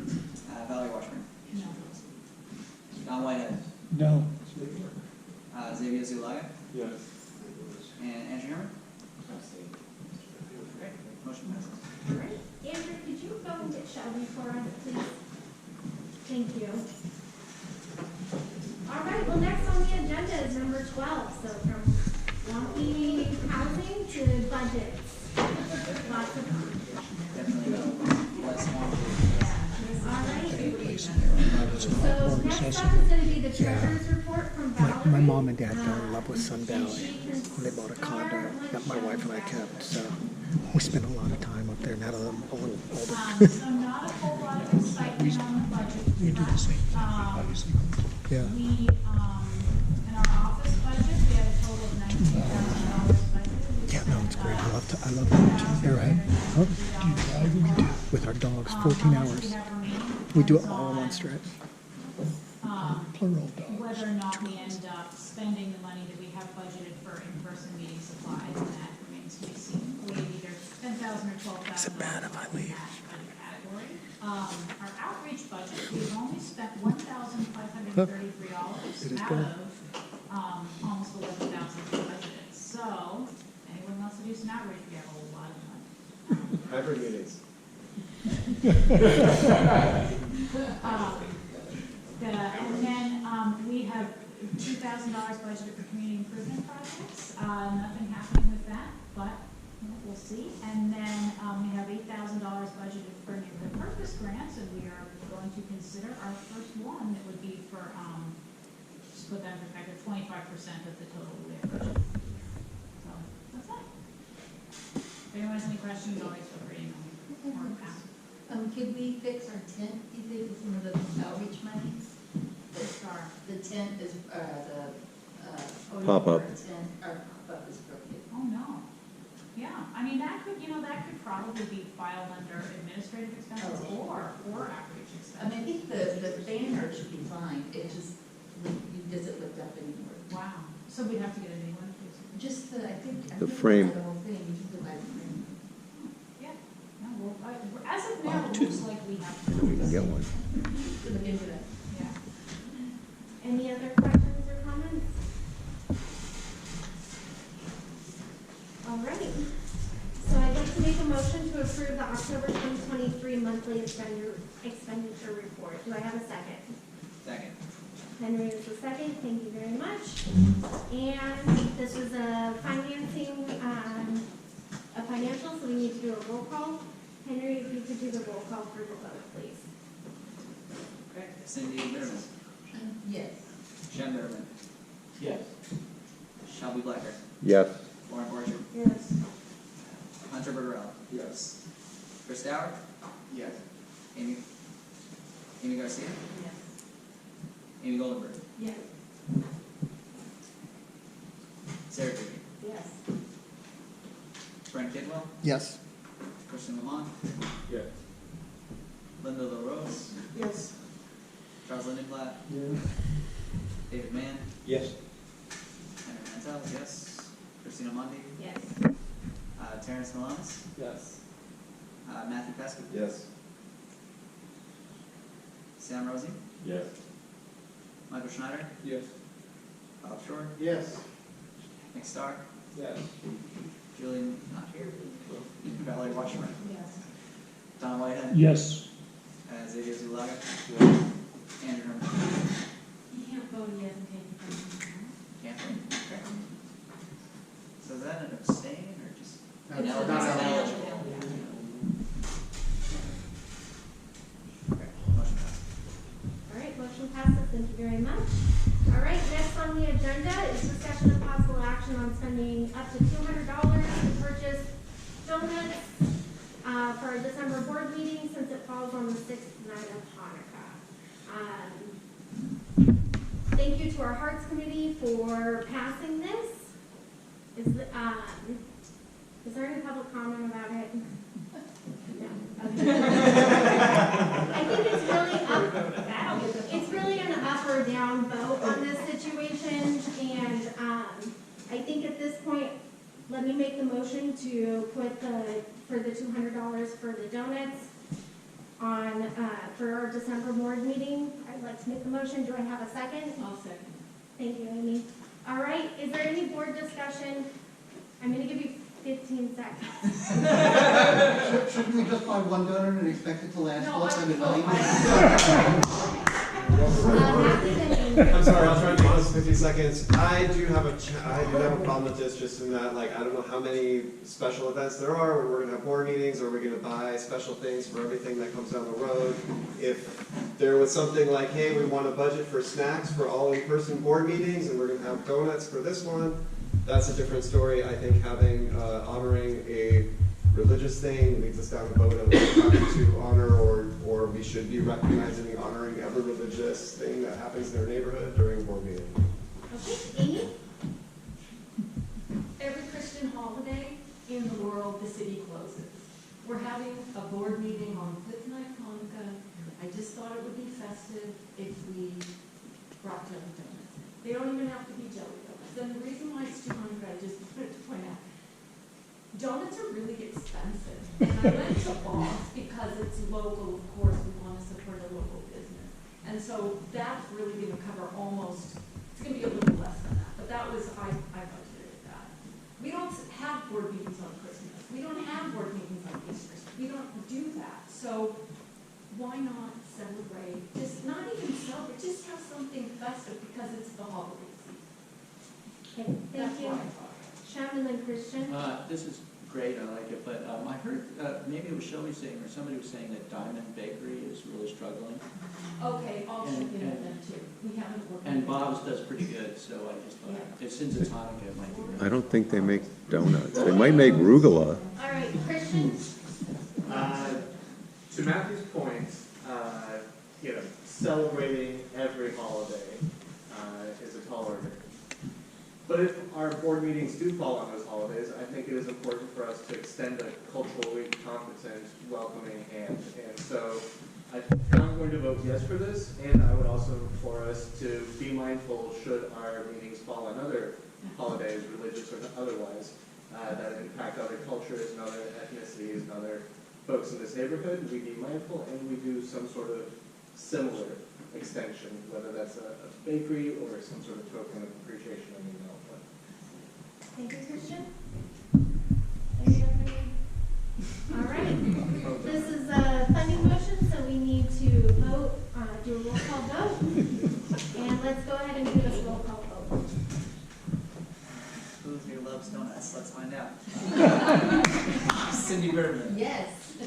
Shem Bitterman. Yeah. Shelby Lecker. Yes. Lauren Porcher. Yes. Hunter Bergerella. Yes. Chris Dow. Yeah. Amy Garcia. Yeah. Amy Goldenberg.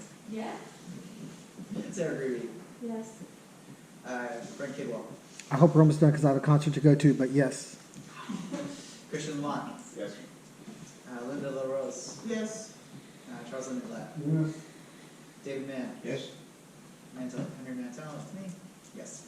Christina Mondi. Yes. Terrence Milanis. Yes.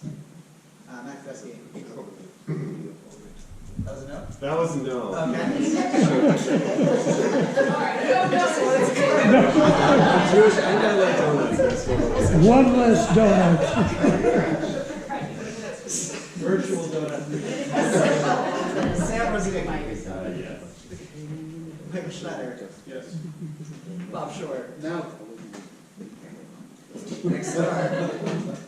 For you. Valerie Washburn. Yes. Don Whitehead. Yes, pro donut. Rugula. Zulaga. Rugula. And Anthony Gampo. So, yeah, motion passes. Okay, great. All right, next up is discussion and possible action on a motion to spend up to $2,000 on a neighborhood first grant for reading partners. I'm going to put this motion on the floor and then we can have a discussion.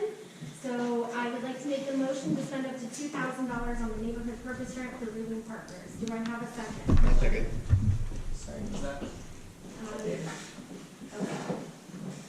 All right, thank you. With the motion made and seconded, a little bit background on reading partners. They are a group that's come to us asking for a neighborhood purpose grant. They help specifically they're looking for funding to help at the Carthway Elementary School, and they are helping kids read. It's to help subsidize their expenses that they have for the program that they're putting forth at Carthway Elementary School.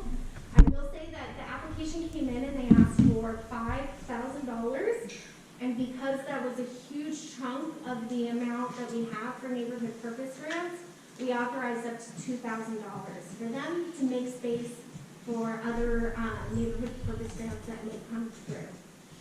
That being said, I do think that it's a good thing to help kids read, but very specifically an elementary school that's within our boundaries. We have a lot of parents in our neighborhoods that interact with us that go to that elementary school. I will say it is a national foundation that's coming in and doing it, and usually we do try to find and focus on organizations that are local, but because their initiative is a local initiative, we thought that at the executive council, we thought that it was worthwhile to put it in front of all of you and see if you guys are willing to support it or not. So that's kind of the background on it. Unfortunately, the speaker, he is not here, but he has been present at a lot of our neighborhood council meetings to answer and speak to those things, and it was just a conflict of his timings that he couldn't be here today, but he has been active in coming to our meetings and trying to engage with us. So I do want to put it out there that it was just a conflict. So does anyone have any questions about what we discussed in the executive council meeting, or any questions about the program? Okay. Amy, go ahead, because you might have some additional information, and then we'll pass it over to Matthew. Yeah, so just to give some more context, it's specifically an after-school program that is helping students who may have fallen off during COVID. So they're helping them catch back up to where their reading grade should be. And yes, he not only has been in attendance at the general meetings, but also our executive council meetings. Reading Partners also is like a huge nonprofit. It's like $10 million organization. It's a really big. They do lots of excellent programming. This is very much in favor of this. I just wanted to ask, was there any discussion of Mid-City West being recognized in any way for the contribution that they're making to the program? We can definitely ask them if they could do a little, something for us. But it is important that, you know, the community knows that we're supporting these things as well. So I see the value to that. Any other hands raised? Nope. Any other comments? All right, seeing no other hands raised, then it's time for a vote. Since it's a funding motion, we need to do a roll call vote, which means Henry, you're up. Cindy Bitterman, Yes. Shem Bitterman. Yes. Shelby Blacker. Yes. Lauren Borchert. Yes. Hunter. Chris Dower. Yes. Amy Garcia. Amy Goldenberg. Yes. Sarah Creepy. Yes. Brent Gabriel. Yes. Christian Lamont. Yes. Linda LaRose. Yes. Charles Lindenblatt. Yes. David Mann. Yes. Henry Mantelis, yes. Christina Mondi. Yes. Terrence Malonis. Yes. Matthew Pesky. Yes. Sam Rizzi. Yes. Michael Schneider. Yes. Bob Shore. Yes. Nick Stark. Yes. Valerie Washburn. Yes. Don Whitehead. Yes. Xavier Zulai. Yes. And yeah, motion passes. Great, thank you guys very much for that. We have come to the last agenda item, which is report and announcements from standing committees. We're gonna start with public safety and wellness. We have about, hold on, we gotta get out of here in like 7 minutes. So 1 minute from public safety and wellness. Do you have any comments? Public safety and, do you have any comments for the board? Oh, no, just, really excited about our growth time. And look, I had this on this agenda, but I know that we have a letter of support for our fire department, so we did on it. It's on the consent calendar. Oh, the that's okay, but it's not. I was like, where is it? If I was trying to read it, it's much so different. We love LAFC. Transportation and sustainability, we'll just skip over that. The FAR committee. Does anyone want to speak from the? Yeah. Oh, yeah. Do you want me to Yeah, go for it. Oh, just real quick, thank you everybody for showing up for the Halloween thing, which was awesome, and the Pumpkin Bash Smash, which was also awesome. Eric, the park director, came to our last park committee meeting, was really happy and satisfied, and super thrilled. Wants to expand it next year to use the upper fields as well, and maybe move some of the entertainment and some of the training sessions up there, but super successful, so thanks to everybody for turning out and supporting that. Also, yeah, also I'll add about, I'm trying to get all the museums, CD5 also encompasses the Vendor Museum, which is in Culver City, but the Berlin Wall panels are here across from LACMA, and then the UCLA also has a footprint, though it's over there, so I'm trying to have a family of museums all be able to come together, interact, so that they have a presence here on in our area, and I'll be talking more about that. And FAR T-shirts, like Far Out, you know, so that the Arts Committee has a presence of any of the other events that we choose to produce going forward. I'm always down for some tie-dye, so let me know. All right, we're on. Next up is Plug. We have a busy agenda for this coming Monday. We have a project that is at on West 3rd Street. And it's going to ultimately be 77 units. There's another project on South San Vicente That is scheduled to be 126 residential units. And then Chris is bringing forward 2 more policy items in relation to Executive Directive 7, and then another one in relation to Executive Directive 1. Yeah, the planning department published an update to the 81 draft ordinance. Oh, and also we got rid of our minimum requirement for restaurants. Thank you, planning and land use. Civic engagement, Dre is out with the flu, and yeah, none of her committees here. Okay, next is our Hearts Committee. Hi. Julian made most of the report during the top of the meeting, but I'd like to defer my time, the balance of my time over to Dr. Ford, who wanted to make an announcement. Yeah, I'm planning on bringing a couple of policy motions to Hearts and through Hearts, hopefully to the board. One will be a request for action from the city to pass an ordinance implementing AB 1620, which basically says that if you are, say, wheelchair bound and living in a second floor walk-up and want to move to a first floor apartment and your landlord's got one available, you get to do it and still stay rent controlled. Right now, if you're in that position and you move, you'll lose your rent control and you get reset at current market. That could be bad. Second, there appears to me to be a loophole in the just cause ordinance, which I'd like the city to fix. Basically, if you are not rent controlled and you have a tenant who's at say $3,000 a month, and you really want to get rid of him, but you don't have any cause, no problem. Just raise his rent to $10 grand a month and watch him run for the hills. You'll have to pay some relocation fees, but you'll be able to get rid of him. That's a loophole that needs to be fixed. So I'm going to start that process through Hearts. Thank you. Thank you, Bob. Okay, next is our SRE committee, Linda. I'm going to switch over to my SRE hat. So, I know we're going to put I guess it'll be a letter of support dealing with like the current conflict in Israel and Palestine.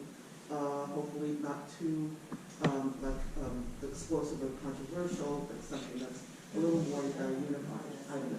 But that's my report in a nutshell. Yeah, that's it. I know. And I'm going to write this thing my first time doing it, so I'm going to maybe help. All right.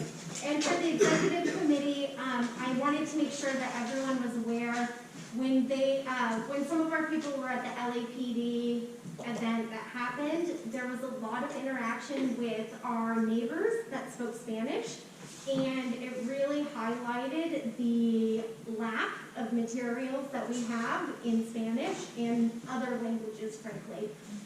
But specifically Spanish was brought to our attention. So the executive committee will be looking at possibly doing an ad hoc committee to translate some of our more important documents over into Spanish. So if you're interested in being a part of that committee, please let me know. I also want to make sure that it's said loud and clear that this does not fall on the shoulders of our board members that speak Spanish. It is on all of us to work together to make sure that we're as accessible to all of our neighbors as possible. And if that means helping through Google Translate, if that means looking up at done resources to see what they have available for us to translate, there are things for people to do if you don't speak Spanish, and the ad hoc committee does not fall just on people's shoulders that speak Spanish. So if you're interested in being a part of that, please let me know.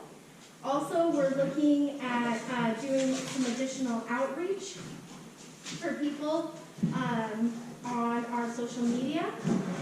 If you are interested in being a part of specifically posting on Facebook or X, Twitter, please let me know, and I can give you access to some of the information to help get more information out.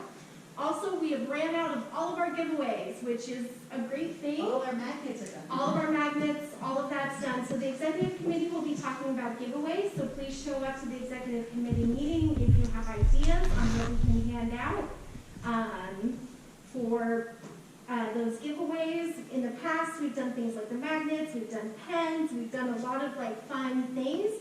So please let me know if you have ideas for that or show up to the meeting. And then obviously we'll be talking about virtual meetings and the process that we need to go through and the guardrails that we're going to put in place for us to vote on during the December meeting. So that's kind of what the executive committee will be doing at our meeting. And with that, we were supposed to meet on Thanksgiving, so we moved it 1 week later. So it's not on Thanksgiving anymore. It is currently on the calendar, and you can see that. Also, if you ever need to see the agenda, please just click on agenda, and then you'll scroll down. It's on the top, click agenda, and that will show the agendas that are available for each committee. Okay, guys, it is 9 o'clock, 9:02, and we're starting to